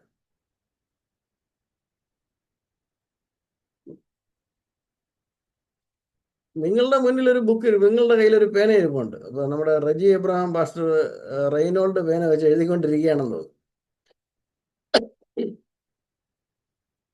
അപ്പൊ ഈ റെയ്നോൾഡ് പേന തന്നെ ഉണ്ടായതാണോ? വളരെ സിമ്പിൾ ആയിട്ടുള്ളൊരു കാര്യമാണ്. അല്ല. റെയ്നോൾഡ് പേനയ്ക്ക് പോലും തന്നെ ഉണ്ടാവാൻ കഴിയത്തില്ല. ഒരു ബുക്കിന് തന്നെ ഉണ്ടാവാൻ കഴിയുമോ? ആരെങ്കിലും എഴുതിയത് ഏതെങ്കിലും പ്രിന്റിംഗ് പ്രസ്സിൽ അടിച്ചിട്ട് നമുക്ക് തരുന്നതായിരിക്കും ഈ ബുക്ക് എന്ന് പറയുന്നത്. അല്ലാതെ ബുക്ക് അച്ചടിക്കുന്ന അച്ചുകൾ, ആ അക്ഷരങ്ങൾ, ABCD അക്ഷരങ്ങൾ കൂട്ടിയിട്ട് കുലുക്കി മഷിയിൽ തന്നെ വീണ് പിന്നെ പറഞ്ഞ് ബുക്ക് ഉണ്ടാകുമോ? ബുക്ക് ഉണ്ടാകത്തില്ല. ഇനി അങ്ങനെ ഉണ്ടായാലും അതൊരു വാക്കുകൾ, കൃത്യമായ വാക്ക്, റാൻഡംലി അങ്ങനെ ചെയ്താലും കൃത്യമായ വാക്കുകളും ബുക്കുകളും ഉണ്ടാകത്തില്ല. ഒരു ലക്ഷ്യബോധത്തോടെ സൃഷ്ടിക്കപ്പെട്ട ഈ പ്രപഞ്ചത്തെയാണ് നാം കാണുന്നത്. ഒരു കെട്ടിടം ഉണ്ടാകുകയാണെങ്കിൽ അത് ആരെങ്കിലും നിർമ്മിച്ചേ മതിയാവും. അതുപോലെ ഈ ട്രീസും വൃക്ഷലതാദികൾ, ഈ പ്രപഞ്ചം ചലിപ്പിക്കുന്നതും ആരോ ഒരാളുണ്ട്. ഒരു വാച്ച്, ആൾറെഡി ഒരു വാച്ച് നിർമ്മിച്ചു കഴിഞ്ഞ വാച്ച് അഴിച്ചിട്ടിട്ട്, വാച്ചിന്റെ അകം കണ്ടിട്ടുണ്ടോ നിങ്ങൾ? ഉണ്ട്. വളരെ ചെറിയ ചെറിയ സാധനങ്ങൾ. അത് കാണണമെങ്കിൽ എന്തോ വെച്ച് നോക്കണം? ആ, വളരെ അതിന്റെ സ്ക്രൂ ഒക്കെ കണ്ടിട്ടുണ്ടോ? വളരെ പൊട്ടാണ്, നമുക്ക് കാണാൻ ഒക്കത്തില്ല. വളരെ ചെറിയ ചെറിയ സ്ക്രൂകളാണ്. അത് നമുക്കുകളെ കൊണ്ടൊന്നും തിരിച്ച് അസംബിൾ ചെയ്യാൻ ഒക്കത്തില്ല. ആൾറെഡി നിർമ്മിച്ച ഒരു വാച്ച് അങ്ങനെ അഴിച്ചഴിച്ചിട്ടിട്ട്, അതിന്റെ കേസും ടയറും ഉൾപ്പെടെ എല്ലാം അഴിച്ചിട്ടിട്ട് ഒരു പാട്ടയ്ക്കകത്തിട്ടിട്ട് കുലുക്കി കഴിഞ്ഞാൽ ഇത് തിരിച്ച് വാച്ചാവൂ? തിരിച്ച് വാച്ചാവത്തില്ല. അതിനെക്കുറിച്ച് അറിയാവുന്ന ഒരാൾ അതെടുത്ത് അസംബിൾ ചെയ്താൽ മാത്രമേ അത് തിരിച്ച് വാച്ചാവൂ. അത് ആക്സിഡന്റലി ഒരിക്കലും അത് വാച്ചാവുകയില്ല.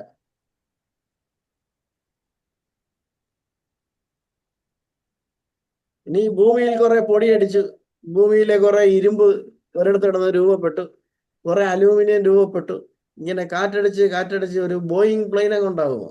തന്നെ കാറ്റിൻ്റെ ഷേപ്പ് കാരണം അതങ്ങ് ഇങ്ങനെ ആയി മാറി. ആദ്യം അതിൻ്റെ ബോഡി സ്ട്രക്ചർ അങ്ങനെയായി മാറി, പിന്നെ അടുത്ത കാറ്റ് വന്നു, പിന്നെ അതിൻ്റെ ചിറക് ഇങ്ങനെയായി.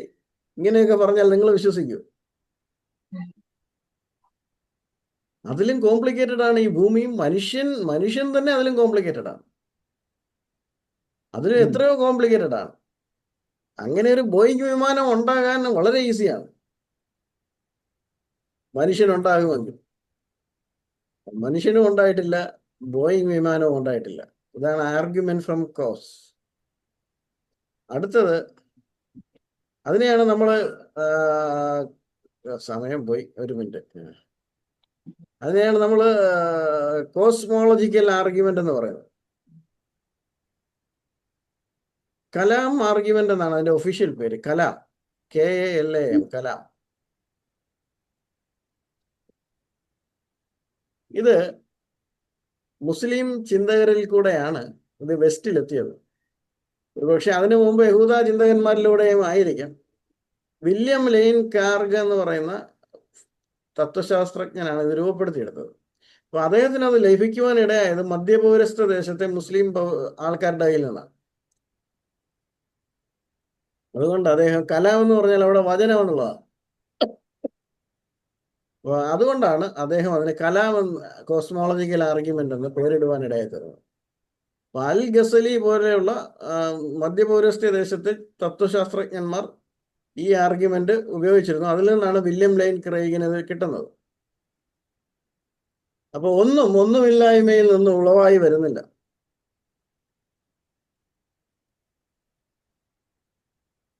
ഈ പ്രപഞ്ചത്തിന് ഒരു തുടക്കമുണ്ട്. അതുകൊണ്ട് പ്രപഞ്ചത്തിനൊരു കാരണമുണ്ട്, അത് ദൈവമാണ്.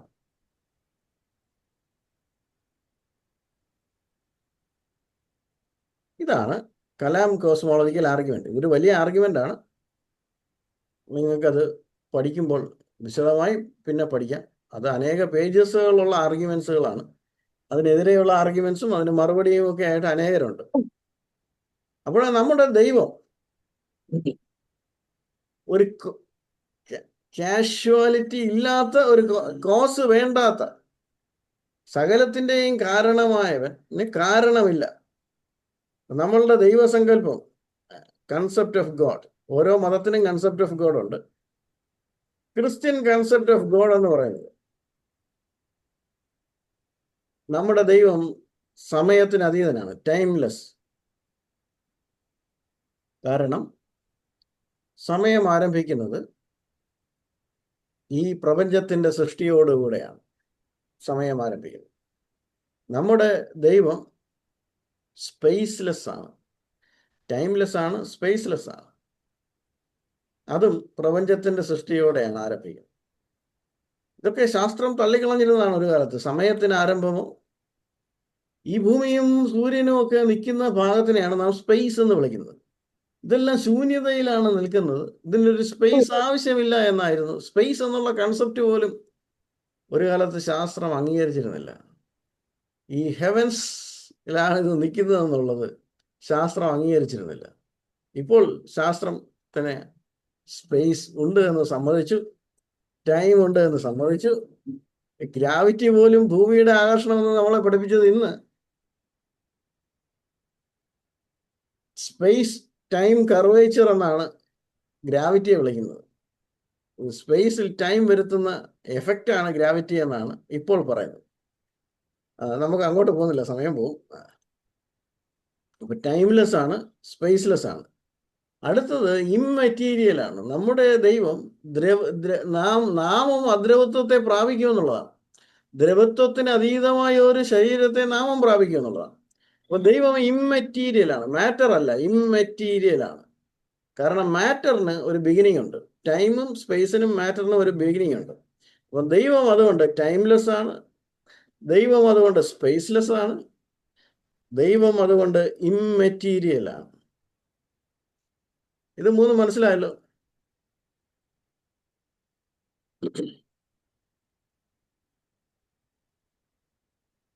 Timeless, spaceless, immaterial. ക്ലിയർ ആയോ?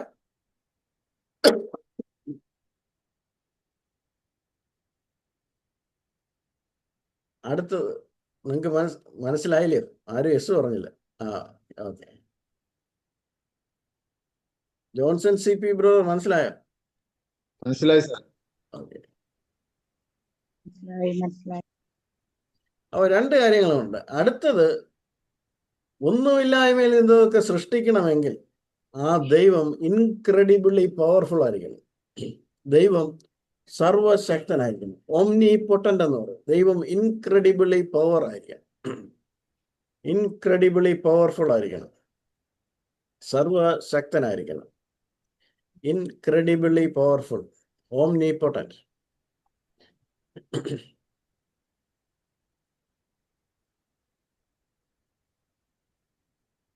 പവർ മാത്രമല്ല, ടൈംലെസ്സും സ്പേസ്ലെസ്സും ഇമ്മെറ്റീരിയലും മാത്രമല്ല, ഒരു പ്രധാന കാര്യം, അങ്ങനെയുള്ള കോസ്, ഇത് മുഴുവൻ, ഈ പ്രപഞ്ചം മുഴുവൻ സൃഷ്ടിക്കേണ്ട കോസ്, അത് ടൈംലെസ് ആയിരിക്കണം, സ്പേസ്ലെസ് ആയിരിക്കണം, ഇമ്മെറ്റീരിയൽ ആയിരിക്കണം, ഇൻക്രെഡിബിളി പവർഫുൾ ആയിരിക്കണം, പേഴ്സണലും ആയിരിക്കണം.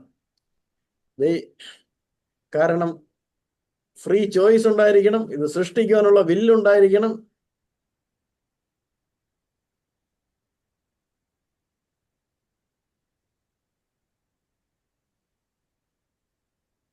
ഇതാണ് ദൈവം എന്ന് നമ്മൾ പറയുന്നത്. ദൈവം ഒരു വ്യക്തിത്വത്തിന് ഉടമയാണ്.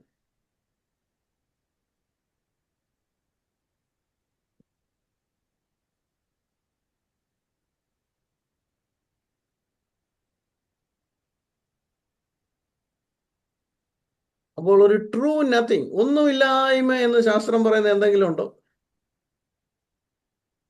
നിങ്ങൾ കേട്ടിട്ടുണ്ടോ?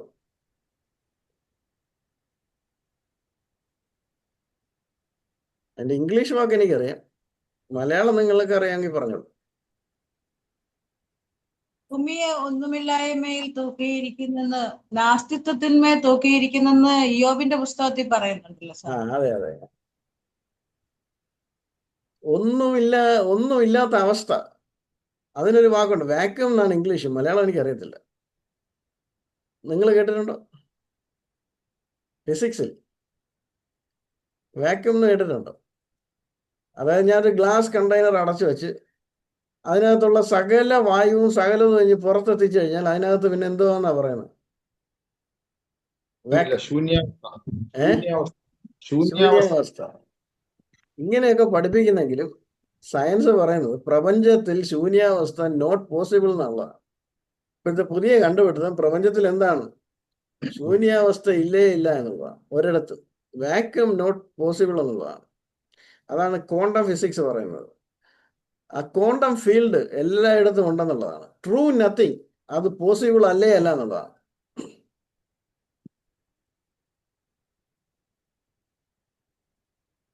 എന്നാൽ ദൈവം ടൈംലെസ് ആണ്. ദൈവത്തിന് ഒരു ആരംഭമില്ല. അതുകൊണ്ട് തന്നെ ദൈവത്തിന് ഒരു കോസിന്റെ ആവശ്യവുമില്ല. ഔട്ട്സൈഡ് ദ കാഷ്വാലിറ്റി ക്ലോസ് ആണ് ദൈവം. ദൈവം ടൈംലെസ് ആണ്. ഒന്നുമില്ലായ്മയിൽ നിന്ന് ഈ ഭൂമി തന്നെ ഉളവായി വന്നു എന്ന് വിശ്വസിക്കുന്നത്, അത് വിശ്വസിക്കാൻ വളരെ ബുദ്ധിമുട്ടുള്ള കാര്യമാണ്. അതുകൊണ്ട് യുക്തിക്ക് ചേരുന്നത് ആരോ ഒരാൾ, സർവശക്തനായ ഒരാൾ, സമയത്തിന് അതീതനായ ഒരാൾ, കാരണം ആവശ്യമില്ലാത്ത ഒരുവൻ, സ്ഥലപരിമിതിക്കുള്ളിൽ ഒതുങ്ങാത്ത ഒരുവൻ, സമയപരിധിക്കുള്ളിൽ ഒതുങ്ങാത്ത ഒരുവൻ, അവൻ ഇതിനെ സൃഷ്ടിച്ചു എന്നുള്ളതാണ് നമ്മുടെ യുക്തിബോധത്തിന് ചേരുന്നത്. ഇത്രയും മനസ്സിലായോ? ഇതാണ് ആർഗ്യുമെന്റ് ഫ്രം കോസ്. അടുത്തത് ആർഗ്യുമെന്റ് ഫ്രം ഡിസൈൻ ആണ്. അതിന് തിയോളജിക്കൽ എന്നുള്ളതല്ല, ടെലിയോളജിക്കൽ എന്നാണ് പറയുന്നത്. TELE, tele, TLEO, teleological, LOGICAL, teleological.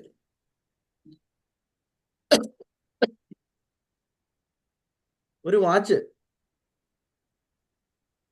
അതിന് ഒരു സൃഷ്ടിതാവ് വേണം. എന്നാൽ അതിനൊരു പർപ്പസും കൂടെ ഉണ്ട്. എന്താണ് അതിന്റെ പർപ്പസ്?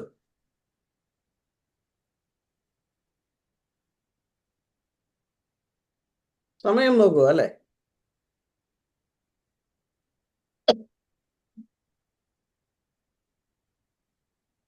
അത് പുഴുക്കൾ വന്ന് കൂട്ടുകൂടാനാണോ നമ്മൾ വാച്ച് ഉണ്ടാക്കുന്നത്? നിങ്ങളുടെ വീട്ടിലെ ക്ലോക്കിനകത്ത് പുഴുക്കൾ വന്ന് കൂട് കൂട്ടട്ടെ എന്നുള്ള ഉദ്ദേശത്തിലാണോ അതുണ്ടാക്കുന്നത്? അല്ല, സമയം നോക്കാൻ. സമയം നോക്കാൻ. അപ്പോൾ ഒരു വാച്ച് സൃഷ്ടിക്കുമ്പോൾ അതിനൊരു ഉദ്ദേശമുണ്ട്. അതാണ് ടെലിയോളജിക്കൽ എന്ന് പറയുന്നത്. എല്ലാത്തിനും ഒരു ഉദ്ദേശമുണ്ട്. അപ്പോൾ ഭൂമിയിലെ സകലതും it was planned for a specific purpose. ഒരു ഉദ്ദേശത്തോടു കൂടെയാണ് സൃഷ്ടിക്കപ്പെട്ടിരിക്കുന്നത്. വാച്ച് ഒരു കീൻ മൈൻഡ് സൃഷ്ടിക്കപ്പെട്ടിരിക്കുകയാണ് സമയം കറക്റ്റായിട്ട് അറിയാൻ വേണ്ടി. ലോകത്തിലേക്ക് നോക്കിക്കഴിഞ്ഞാൽ, ചെറുതും വലുതുമായ കാര്യങ്ങളെ കുറിച്ച് നോക്കിക്കഴിഞ്ഞാൽ, അതിലൊക്കെ ഒരു ബുദ്ധിമാനായ സൃഷ്ടിതാവിൻ്റെ കരം നമുക്ക് കാണുവാൻ കഴിയും. ഓരോ ചെടികളുടെ നിറം, പക്ഷികളുടെ നിറം, ഇതൊന്നും ആകസ്മികമായി സംഭവിച്ചതല്ല. അവരുടെ ജീവിതോ സന്ധാരണത്തിന് അത് ആവശ്യമാണ്. ഒരു മാസ്റ്റർ മൈൻഡ് അതിബുദ്ധിശാലിയായ ഒരുവനാൽ നിർമ്മിക്കപ്പെട്ടിരിക്കുന്നതാണ്. അവനാൽ സൃഷ്ടിച്ച് പരിപാലിക്കപ്പെടുന്നതാണ്. ഒരു മാങ്ങ വിഷമാണെങ്കിൽ, വിഷമല്ലെങ്കിൽ പോലും നമുക്ക് ദഹിക്കാതിരുന്നാൽ എന്ത് ചെയ്യും? രുചിയുള്ള സാധനം, മനുഷ്യന് ദഹിക്കാത്ത ഒരു കണ്ടന്റാണ് അതിനകത്തെങ്കിൽ എന്ത് ചെയ്താൽ വലിയ വിഷയമായി തീരുമില്ലേ? മനുഷ്യരുടെ ആഹാര ശൃംഖല നോക്കിക്കഴിഞ്ഞാൽ തന്നെ നിങ്ങൾക്ക് മനസ്സിലാക്കാൻ കഴിയും എന്തെല്ലാം കാര്യങ്ങൾ ഏതെല്ലാം ജീവികൾക്ക് ഏതെല്ലാം തരത്തിൽ ഉപകാരപ്പെടുന്നു. അതെല്ലാം അങ്ങനെ തന്നെ സൃഷ്ടിക്കപ്പെടുന്നു. അടുത്ത ആർഗ്യുമെന്റ് ആണ് ദ മോറൽ ആർഗ്യുമെന്റ്. ഞാൻ കുറച്ച് സ്പീഡിൽ പോവാണ്. നിങ്ങൾ എൻ്റെ കൂടെ ഉണ്ടോ?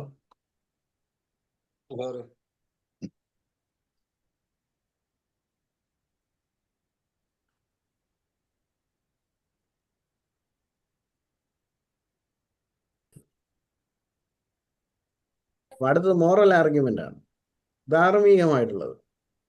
മനുഷ്യൻ ബുദ്ധിമാനാണ്, അതുപോലെ തന്നെ മനുഷ്യന് ധാർമ്മിക നിലവാരവുമുണ്ട്. അത് നമ്മോട് സൂചിപ്പിക്കുന്നത് നമ്മുടെ സൃഷ്ടിതാവ് ഒരു ധാർമ്മിക ബോധ്യത്തിന്റെ ഉടമയാണെന്നുള്ളതാണ്. ഒരു ഇനാനിമേറ്റ് ഫോഴ്സിനാൽ സൃഷ്ടിക്കപ്പെട്ടവരല്ല നാം, ഒരു ശക്തിയാൽ സൃഷ്ടിക്കപ്പെട്ടവരല്ല നാം, മറിച്ച് ബുദ്ധിമാനായ ധാർമ്മികതയുള്ള ഒരു ദൈവത്താൽ സൃഷ്ടിക്കപ്പെട്ടവരാണ് നാം. 1:26 വായിക്കാമോ? ഉൽപ്പത്തി 1:26, 27.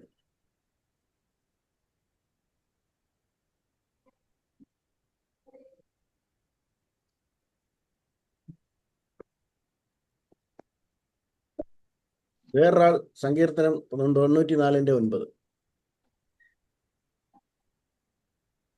നാം നമ്മുടെ സ്വരൂപത്തിൽ നമ്മുടെ സദൃശപ്രകാരം മനുഷ്യനെ ഉണ്ടാക്കുക. ദൈവം മനുഷ്യനെ സൃഷ്ടിച്ച എങ്ങനെയാണ്? നമ്മുടെ ദൈവത്തിന്റെ സാദൃശ്യത്തിലും സ്വരൂപത്തിലും. അപ്പൊ തീർച്ചയായും ധാർമ്മിക ബോധമുള്ള ഒരുവനിൽ നിന്നാണ് നാം സൃഷ്ടിക്കപ്പെട്ടിരിക്കുന്നത്.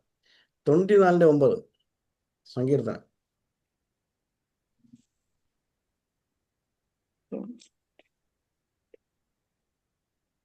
ചെവിയെ നട്ടവൻ കേൾക്കുകയില്ലയോ?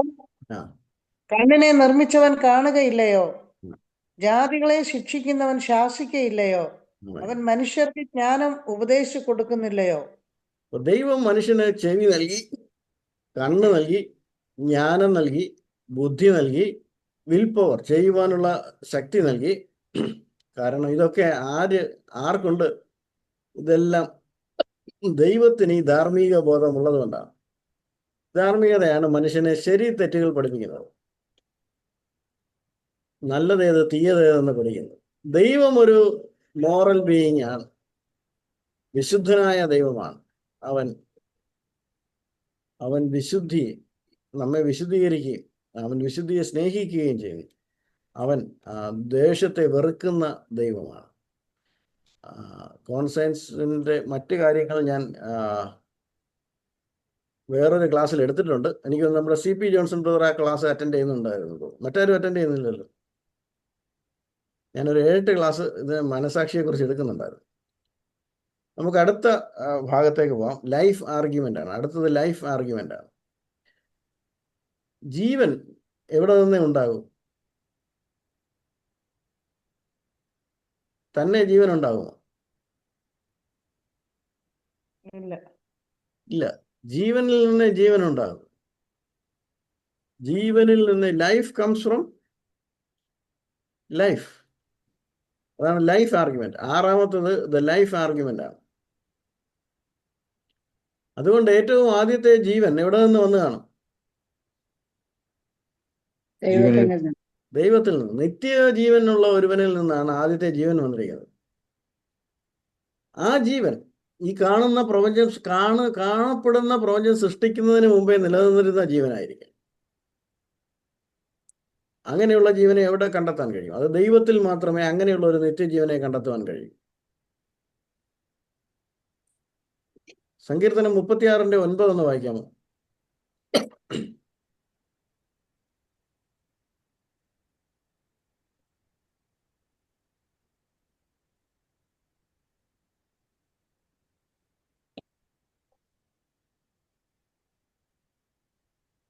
നിന്റെ പക്കൽ ജീവന്റെ ഉറവുണ്ടല്ലോ. നിന്റെ പ്രകാശത്തിൽ ഞങ്ങൾ പ്രകാശം കാണുന്നു. നിന്റെ പക്കൽ ജീവന്റെ ഉറവുണ്ടെന്നുള്ളതാണ്. ഇപ്പോ എൻ്റെ ജീവൻ എടുത്തു കഴിഞ്ഞാൽ അനേക തലമുറ പുറകോട്ട് പോയാൽ എൻ്റെയും നിങ്ങളുടെയും ജീവൻ എടുത്താൽ എവിടെ ചെന്നെത്തും? നിന്റെ പക്കൽ ജീവന്റെ ഉറവുണ്ട്. ഒരാളിൽ ചെന്നെത്തും. ആരാ അത്? ദൈവം. ഒരു മനുഷ്യൻ ചെന്നെത്തും. ആദാമോ ഹവ്വേ.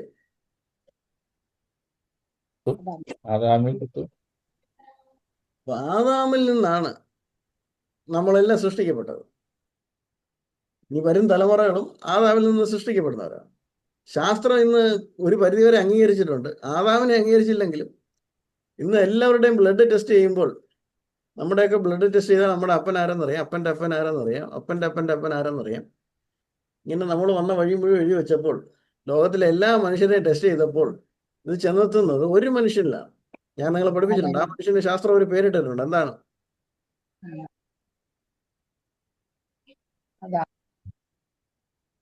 Y chromosomal Adam. ഞാൻ പഠിപ്പിച്ചിട്ടില്ലേ? ഉണ്ട്. പഠിപ്പിച്ചു. ഒരമ്മയിലും ചെന്നെത്തും. പിന്നീട് ശാസ്ത്രം സകല ജീവികളെയും ടെസ്റ്റ് ചെയ്തു. എല്ലാ കുതിരകൾക്കും ഒരപ്പനും അമ്മയുണ്ട്. എല്ലാ പട്ടികൾക്കും ഒരപ്പനും അമ്മയുണ്ട്. എല്ലാ പൂച്ചകൾക്കും ഒരപ്പനും അമ്മയുണ്ട്. ഈ കര വിട്ടിട്ട് കടലിൽ ചെന്ന് എല്ലാ ആനകൾക്കും ഒരപ്പനും അമ്മയുണ്ട്. കര വിട്ടിട്ട് കടലിൽ ചെന്ന് എല്ലാ തിമിംഗലങ്ങൾക്കും, ഓരോ സൈസ് തിമിംഗലങ്ങൾക്കും ഒരപ്പനും അമ്മയിൽ നിന്നുമാണ് ആ തിമിംഗലങ്ങൾ പോലും ഉണ്ടായിരിക്കുന്നത്. ഇതൊന്നും അവര് വലിയ ചർച്ചാ വിഷയമാകത്തില്ല. അത് അംഗീകരിച്ചാൽ അവർക്ക് നോഹയുടെ പ്രളയം അംഗീകരിക്കേണ്ടി വരും, സൃഷ്ടി അംഗീകരിക്കേണ്ടി വരും. ഇന്ന് ബ്ലഡ് ടെസ്റ്റ് ചെയ്ത് കഴിഞ്ഞാൽ തിമിംഗലങ്ങൾ പോലും ഒരു മെയിൽ തിമിംഗലത്തിന്റെ അനന്തര പരമ്പരകളാണ് ഇന്ന് കാണുന്ന എല്ലാ തിമിംഗലങ്ങളും. അപ്പൊ എല്ലാ ആപ്പിൾ എടുത്തു കഴിഞ്ഞാലും എല്ലാ ആപ്പിൾ ട്രീസും ഒരു പൊതുപൂർവിക ട്രീയിൽ നിന്നുണ്ടായതാണ്. എല്ലാ ആടുകളും ഒരു മദർഷിപ്പിൽ നിന്നുണ്ടായതാണ്. ഇവർക്ക് ഈ ജീവൻ എവിടെ നിന്ന് വന്നു? അവിടെ വരുമ്പോഴാണ് നാം ഈ ക്രിയേഷനിലേക്ക് വരുന്നത്.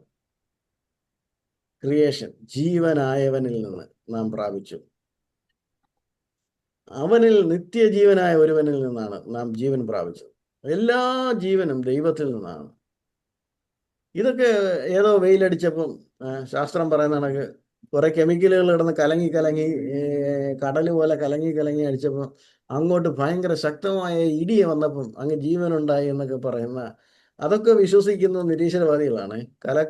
നമ്മുടെ ഭാഷയിൽ പറഞ്ഞ ചെളിവെള്ളം അല്ല, അവർ പറയുന്ന കെമിക്കൽ സൂപ്പ് എന്നാണ്. ഈ സൂപ്പിനകത്തോട്ട് ഇടി വെട്ടിയപ്പോൾ ജീവനുണ്ടായെന്നാണ് പറയുന്നത്. എങ്കിൽ നീ അത്ര ഇലക്ട്രിസിറ്റി പാസ് ചെയ്ത് ആ സൂപ്പ് ഉണ്ടാക്കിയിട്ടൊന്ന് ജീവനുണ്ടാക്കി കാണിക്കാൻ പറഞ്ഞാൽ അവർ കാണിക്കത്തില്ല. അത്രയും പവർഫുൾ ഇലക്ട്രിസിറ്റി ഒന്ന് പാസ് ചെയ്തിട്ട്. അപ്പൊ അത് മനുഷ്യ ജീവനൊരു തുടക്കമുണ്ട്. അത് ദൈവത്തിൽ നിന്ന് മാത്രമേ വരുവാൻ സാധിക്കുകയുള്ളൂ. നിരീശ്വരവാദം ഒരു പ്രശ്നവും അവസാനിപ്പിക്കുന്നില്ല, അത് പ്രശ്നങ്ങൾ കൂട്ടുന്നതേ ഉള്ളൂ. ദൈവമുണ്ട് എന്ന് അംഗീകരിക്കുന്നതാണ്, സൃഷ്ടിതാവുണ്ട് എന്ന് അംഗീകരിക്കുന്നതാണ് മാസ്റ്റർ കീ അല്ലെങ്കിൽ മാജിക് കീ. അതാണ് ഏറ്റവും സൊല്യൂഷൻ. അതാണ് തിരുവെഴുത്തുകൾ നമ്മളോട് വിളിച്ചു പറയുന്നത്, വെളിപ്പാടുകൾ നമ്മളോട് വിളിച്ചു പറയുന്നത്, അതാണ് ശാസ്ത്രം നമ്മളോട് വിളിച്ചു പറയുന്നത്, അതാണ് നമുക്ക് ലഭ്യമായ അറിവുകൾ നമ്മളോട് വിളിച്ചു പറയുന്നത്. അത് അനേക ശാസ്ത്രജ്ഞന്മാർ, കടന്നുപോയ അനേക ആത്മാക്കൾ അത് അംഗീകരിച്ചിട്ടുണ്ട്. അവർ ഈ ദൈവസന്നിധിയിൽ ചെല്ലുമെന്നുള്ള ഉറപ്പിലാണ് അവർ മുന്നോട്ട് പോയത്. എത്തീസം അല്ലെങ്കിൽ നിരീശ്വരവാദം എന്ന് പറയുന്നത് നമ്മുടെ ഉള്ളിൽ സംശയങ്ങൾ സൃഷ്ടിക്കുവാനേ ഉപകരിക്കും, അവിശ്വാസം സൃഷ്ടിക്കുവാനേ ഉപകരിക്കും. അങ്ങനെ ഇരുട്ടിലും നിരാശയിലും ഒക്കെ വീണുപോകുവാൻ ഇടയായിത്തീരും. വേദപുസ്തകം പറയുന്നു, ഇൻ ദ ബിഗിനിങ് ഗോഡ്. ആ വേദപുസ്തകത്തിലേക്ക് അംഗീകരിച്ച് അവൻ ഈ സത്യത്തിലേക്ക് കടന്നു വരുവാൻ ഇടയായിത്തീരും. ദൈവത്തിങ്കിലേക്ക് കടന്നു വരുന്നവൻ ആദ്യം വിശ്വസിക്കേണ്ടത് ദൈവമുണ്ട് എന്നുള്ളതാണ്. ദൈവമുണ്ട്, എബ്രായർ 11:6. അതുകൊണ്ട് നമ്മൾ വിശ്വാസത്താൽ ദൈവമുണ്ട് എന്ന് വിശ്വസിക്കുന്ന ദൈവമക്കളായി തീർന്നു. ദൈവം തൻ്റെ കൽപ്പനകളിലൂടെ വെളിപ്പെടുത്തിയിരിക്കുന്ന, തൻ്റെ വചനത്തിലൂടെ വെളിപ്പെടുത്തിയിരിക്കുന്ന ദൈവത്തിൽ വിശ്വസിച്ച്, ദൈവത്തിൽ ആശ്രയിച്ച്, പൂർണ്ണമായും അവനിൽ ആശ്രയിച്ച് മുന്നോട്ട് പോകാൻ ഇടയായിത്തീരണം. ദൈവം ഒരു ആത്മാവാകുന്നു. ഇനി ഒരുപാട് കാര്യങ്ങൾ പഠിക്കാനുണ്ട്. 20 മിനിറ്റ് കൊണ്ട് ഞാനിനി എന്തായാലും ഗോഡ്സ് മോറൽ ആട്രിബ്യൂട്ട്സ് ഞാൻ ഒന്നും കൂടെ ഒന്ന് എടുക്കുകയാണ്. ദൈവം വിശുദ്ധനാണ്, ഗോഡ് ഈസ് ഹോളി.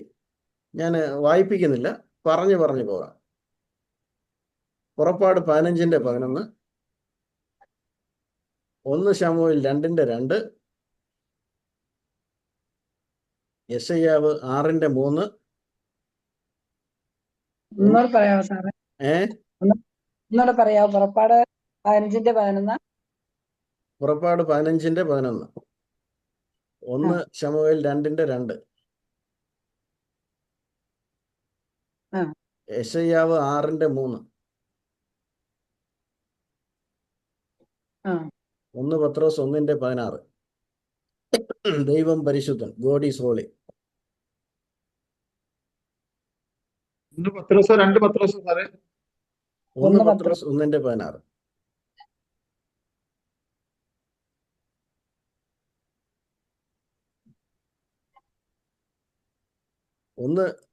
പുറപ്പാട് 15:11, 1 ശമൂവേൽ 2:2, യെശയ്യാവ് 6:3, 1 പത്രോസ് 1:16.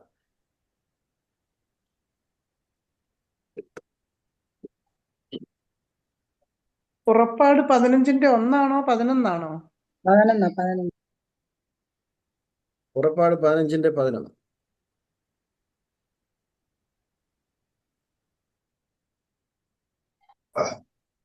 അടുത്തത്, ദൈവം നീതിമാനാണ്, ഗോഡ് ഈസ് റൈറ്റസ്. ദൈവം നീതിമാനാണ്.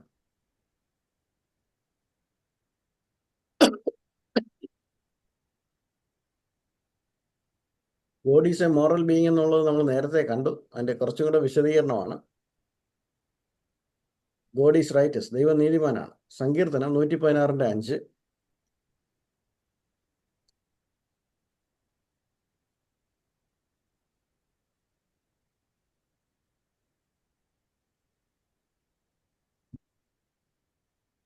എസ്ര 9:15.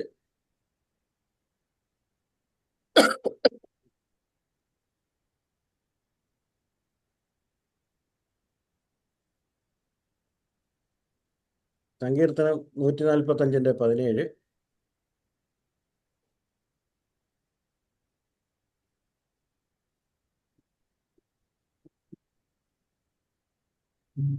യെരമ്യ 12:1. ദൈവം നീതിമാനാണ്. സങ്കീർത്തനം 116:5. എസ്ര 9:15. സങ്കീർത്തനം 145:17. യെരമ്യാവ് 12:1.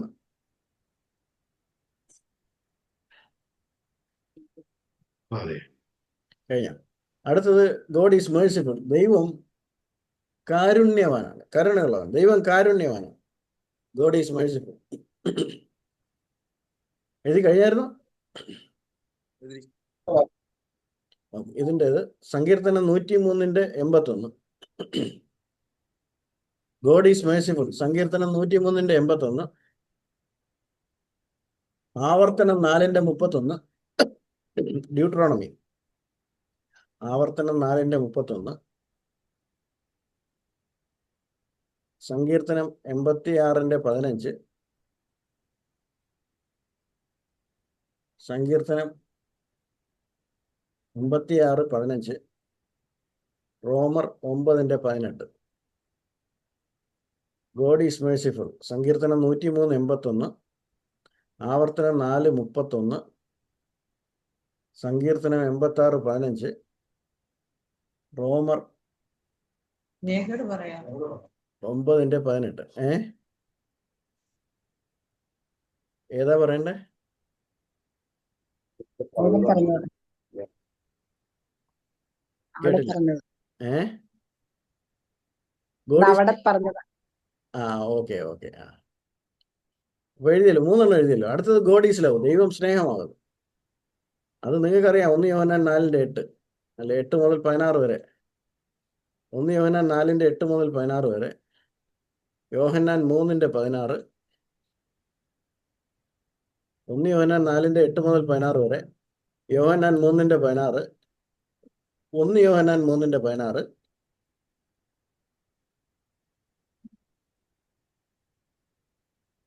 യോഹന്നാൻ 16:27. God is love. 1 യോഹന്നാൻ 4:8 മുതൽ 16 വരെ. യോഹന്നാൻ 3:16.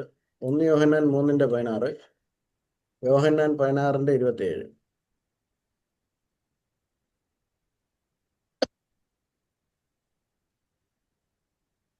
God is love. 1 യോഹന്നാൻ 4:8 മുതൽ 16. യോഹന്നാൻ 3:16. 1 യോഹന്നാൻ 3:16. യോഹന്നാൻ 16:27.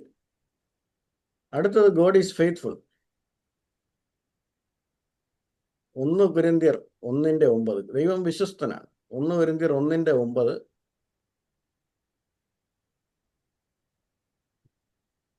2 തീമോത്തിയോസ് 2:13. 1 കൊരിന്ത്യർ 1:9. 2 തീമോത്തിയോസ് 2:13. ആവർത്തനം 7:9. 1 കൊരിന്ത്യർ 1:9. 2 തീമോത്തിയോസ് 2:13. ആവർത്തനം 7:9. ആവർത്തനം 32:4.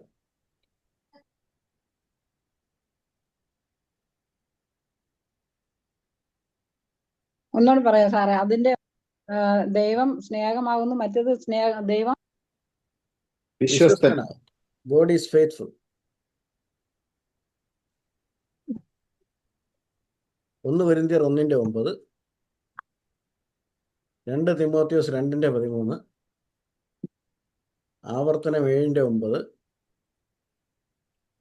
ആവർത്തനം 32:4. പിന്നെയും ഒരുപാട് കാര്യങ്ങളുണ്ട്. ദൈവം ഇൻകറപ്റ്റബിൾ ആണ്. ദൈവം ദ്രവത്വത്തിനും അതിന് അടിമപ്പെടുന്നതല്ല. ദൈവം ഒരു കൺസ്യൂമിങ് ഫയർ ആണ്. ദൈവം നല്ല ദൈവമാണ്. ഗുഡ് ഗോഡാണ്.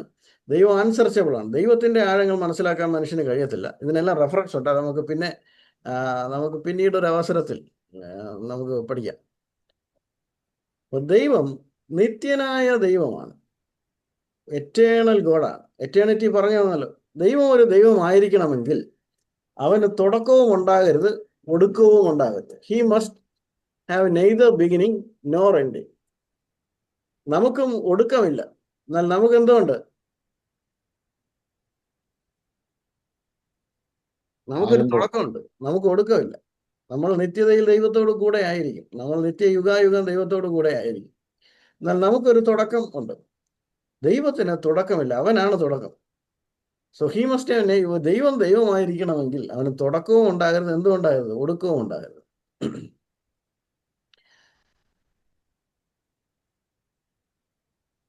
സങ്കീർത്തനം 90:2 വായിക്കാമോ? കേട്ടില്ല സാറേ. സങ്കീർത്തനം 90, 92.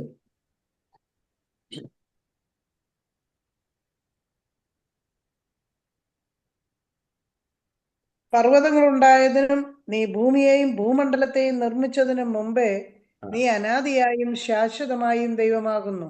ദൈവം അനാദിയായിട്ട് ദൈവമാണ്. ദൈവം അനാദിയായും ശാശ്വതമായും ദൈവമാകുന്നു. ദൈവമാണ്. അപ്പൊ in the beginning God created. ആദിയിൽ ദൈവവും ആകാശവും ഭൂമിയും ഉണ്ടാക്കിയെന്ന് പറയുമ്പോൾ അതിനു മുമ്പേ ആരുണ്ട്? ദൈവം. ദൈവമുണ്ട്. അനാദി നിത്യതയിൽ ദൈവം ഉണ്ട്. അനന്ത നിത്യതയിലും ദൈവമുണ്ട്. 1 തിമോഥെയോസ് 1:17 കൂടെ ഒന്ന് വായിക്കാം.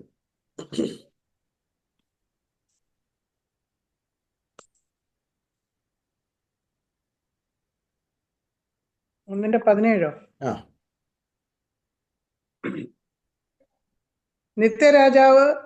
നിത്യരാജാവായി അക്ഷയനും അദൃശ്യനുമായ ഏകദൈവത്തിന് എന്നേക്കും ബഹുമാനവും മഹത്വവും. ആമേൻ. അപ്പൊ അവൻ അക്ഷയനാണ്, അദൃശ്യനാണ്, അവൻ നിത്യ രാജാവാണ്, അവൻ എറ്റേണലാണ്, ഇമ്മോർട്ടലാണ്. അക്ഷയനാണ്, ഇമ്മോർട്ടലാണ്, ക്ഷയം ബാധിക്കാത്ത അല്ലെ ദ്രവത്വം ബാധിക്കാത്തവനാണ്, കറപ്ഷൻ ബാധിക്കാത്തവനാണ്. അപ്പൊ എറ്റേണൽ ആൻഡ് ഇമ്മോർട്ടൽ ഗോഡാണ്. പിന്നെയും ഒരുപാട് വായിക്കാനുണ്ട്, പക്ഷെ നമുക്ക് സമയമില്ലാത്തത് കൊണ്ട്. നമ്മുടെ ദൈവം ഓംനി പൊട്ടന്റ് ആണ്, സർവശക്തനാണ്. സർവശക്തനല്ലാത്ത ഒരുവനെ നമുക്ക് ദൈവമെന്ന് വിളിക്കുവാൻ സാധ്യമല്ല. അവന്റെ ക്രിയേറ്റീവ് പവർ കൊണ്ടാണ് വേദപുസ്തകം തുടങ്ങുന്നത്. ദൈവമുണ്ടോ എന്നുള്ളതിന്റെ ആൻസറിലല്ല, ദൈവമുണ്ട് എന്നുള്ള ഉറച്ച വിശ്വാസത്തിൽ തന്നെയാണ് വേദപുസ്തകത്തിലെ ആദ്യത്തെ വാക്യം തുടങ്ങുന്നത്. അവന്റെ സൃഷ്ടിയുടെ പവർ, ആ ശക്തി കാണിച്ചുകൊണ്ട് തന്നെയാണ് നമുക്ക് ഉൽപ്പത്തി 1:1 നമുക്ക് കാണാൻ കഴിയുന്നത്. സകലവും ചെയ്യുവാൻ കഴിയുന്ന ഒരു ദൈവത്തെയാണ്. അവൻ സംസാരിച്ചാൽ അപ്രകാരമായിരിക്കുമെന്നുള്ളതുകൊണ്ട്, അവൻ അസാധ്യമായി ഒന്നുമില്ല എന്നുള്ളതുകൊണ്ട് അവന് സർവശക്തൻ എന്നാണ് നാം ഓംനി പൊട്ടന്റ്. പൊട്ടന്റ് എന്ന് പറഞ്ഞാൽ ശക്തി. POTENT potent, OMNIPOTENT, omni potent.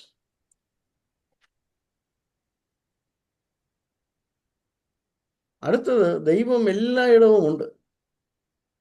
Omni present ആണ്, ഓൾ നോയിങ്. ഓംനി പൊട്ടന്റ് എന്ന് പറഞ്ഞാൽ ആൾ പവർഫുൾ.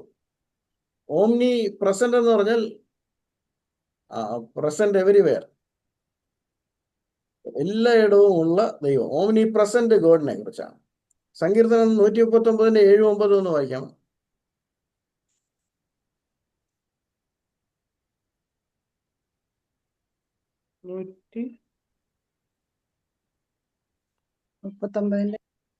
139:7-9 വരെ.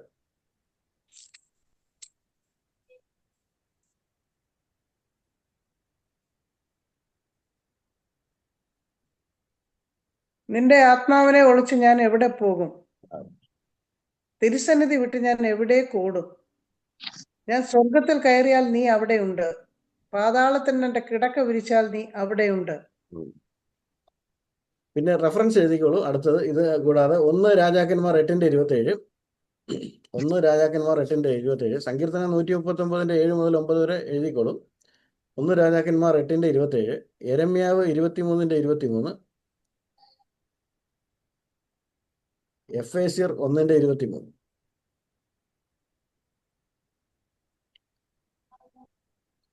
യെരമ്യാവ് 23:23, എഫേസ്യർ 1:23.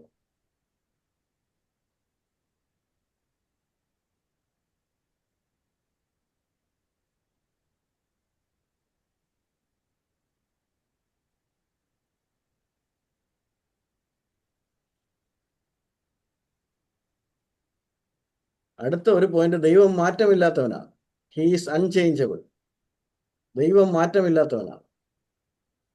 റെഫറൻസ് എഴുതിയാൽ മതി. 1 ശമൂവേൽ 15:29, മലാഖി 3:6,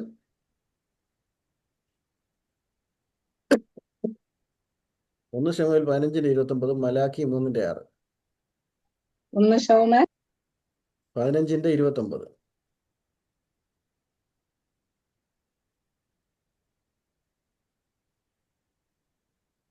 അടുത്ത റെഫറൻസ് എന്തുവായിരുന്നു സാറേ? മലാക്കി അൺചേഞ്ചബിളിനെയാണ്. ദൈവം മാറ്റമില്ല. 1 ശമൂവേൽ 15:29, മലാഖി 3:6. ഒരെണ്ണം കൂടെ ഉണ്ട്, യാക്കോബിന്റെ ലേഖനം 1:17.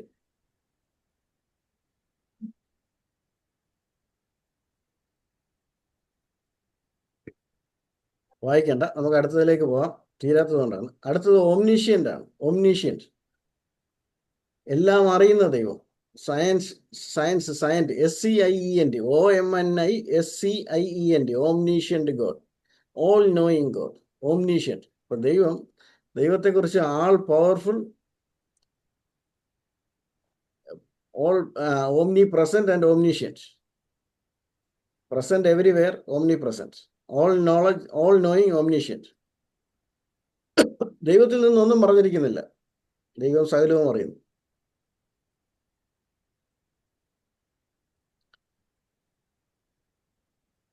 ഒന്ന് ദിനവൃത്താന്തം 28:9, റെഫറൻസ് എഴുതിയാൽ മതി. 1 ദിനവൃത്താന്തം 28:9.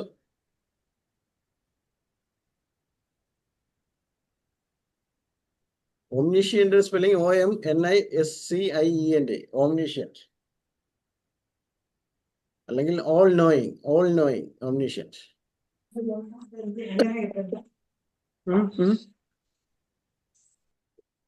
ഒന്ന് ദിനവൃത്താന്തം 28:9, 2 ദിനവൃത്താന്തം 16:9, 2 ദിനവൃത്താന്തം 16:9,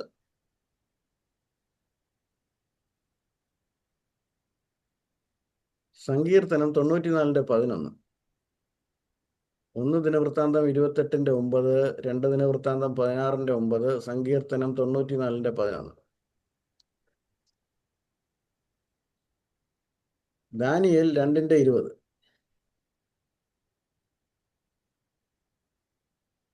1 ദിനവൃത്താന്തം 28:9, 2 ദിനവൃത്താന്തം 16:9, സങ്കീർത്തനം 94:11, ദാനിയേൽ 2:20, ഇയ്യോബ് 42:2, ഇയ്യോബ് 42:2,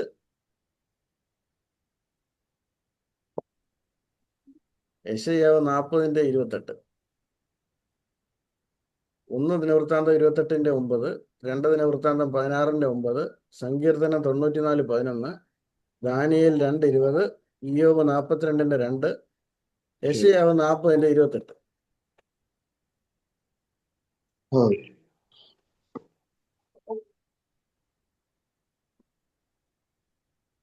ദൈവത്തെക്കുറിച്ച് നമുക്ക് വെളിവാക്കി തന്ന കാര്യങ്ങൾ മാത്രമേ നമുക്ക് മനസ്സിലാക്കാനുള്ളൂ. ദൈവം വിശുദ്ധനാണ്, ദൈവം സ്നേഹമാണ്, ദൈവം വിശ്വസ്തനാണ്, ദൈവം കരുണയുള്ളവനാണ്, ദൈവം നീതിമാനാണ്. ആ ഒരു മൊറാലിറ്റി നമ്മുടെ ഉള്ളിൽ ഉണ്ടായിരിക്കണം. നിങ്ങൾക്ക് അനാദിയായ ദൈവത്തെക്കുറിച്ച്, ഒരു ദൈവം ആൽഫയും ഒമേഗയും എന്ന് പറയുന്നതും അനാദിയായും ശാശ്വതമായും ദൈവം എന്ന് പറയുന്നതിനെ കുറിച്ചും ഒരു ഏകദേശ ഐഡിയ ഉണ്ടെന്ന് തോന്നുന്നു. ഇതൊരു 10 മണിക്കൂർ എടുത്താലും തീരാത്ത ക്ലാസ്സാണ്. ഇംഗ്ലീഷിൽ വേണമെങ്കിൽ ഞാൻ വിശദമായി നോട്ട് എഴുതി അയക്കാം. അത് നിങ്ങൾക്ക് ഉപകാരപ്പെടുമോ? ഇല്ല സാർ. ഇല്ല. മലയാളീകരിച്ച് കിട്ടാൻ ആരെങ്കിലും സന്നദ്ധരാണെങ്കിൽ ഞാൻ ഇംഗ്ലീഷിൽ എഴുതി തരുന്നത് മലയാളത്തിലേക്ക് ട്രാൻസ്ലേറ്റ് ചെയ്താലും മതി. മിഷൻ ട്രാൻസ്ലേഷൻ അത്ര കറക്റ്റ് ആവത്തില്ല. ഞാൻ നിങ്ങൾക്ക് അയക്കുന്ന അറിയിപ്പുകളൊക്കെ മിഷനിലാണ് ട്രാൻസ്ലേറ്റ് ചെയ്യുന്നത്. ചെറിയ വ്യത്യാസം വരുമ്പോൾ അത് നമുക്ക് ശരിയാക്കാം. പക്ഷെ വലിയ ട്രാൻസ്ലേഷൻ വരുമ്പോൾ ഒരുപാട് ബുദ്ധിമുട്ട് വരും.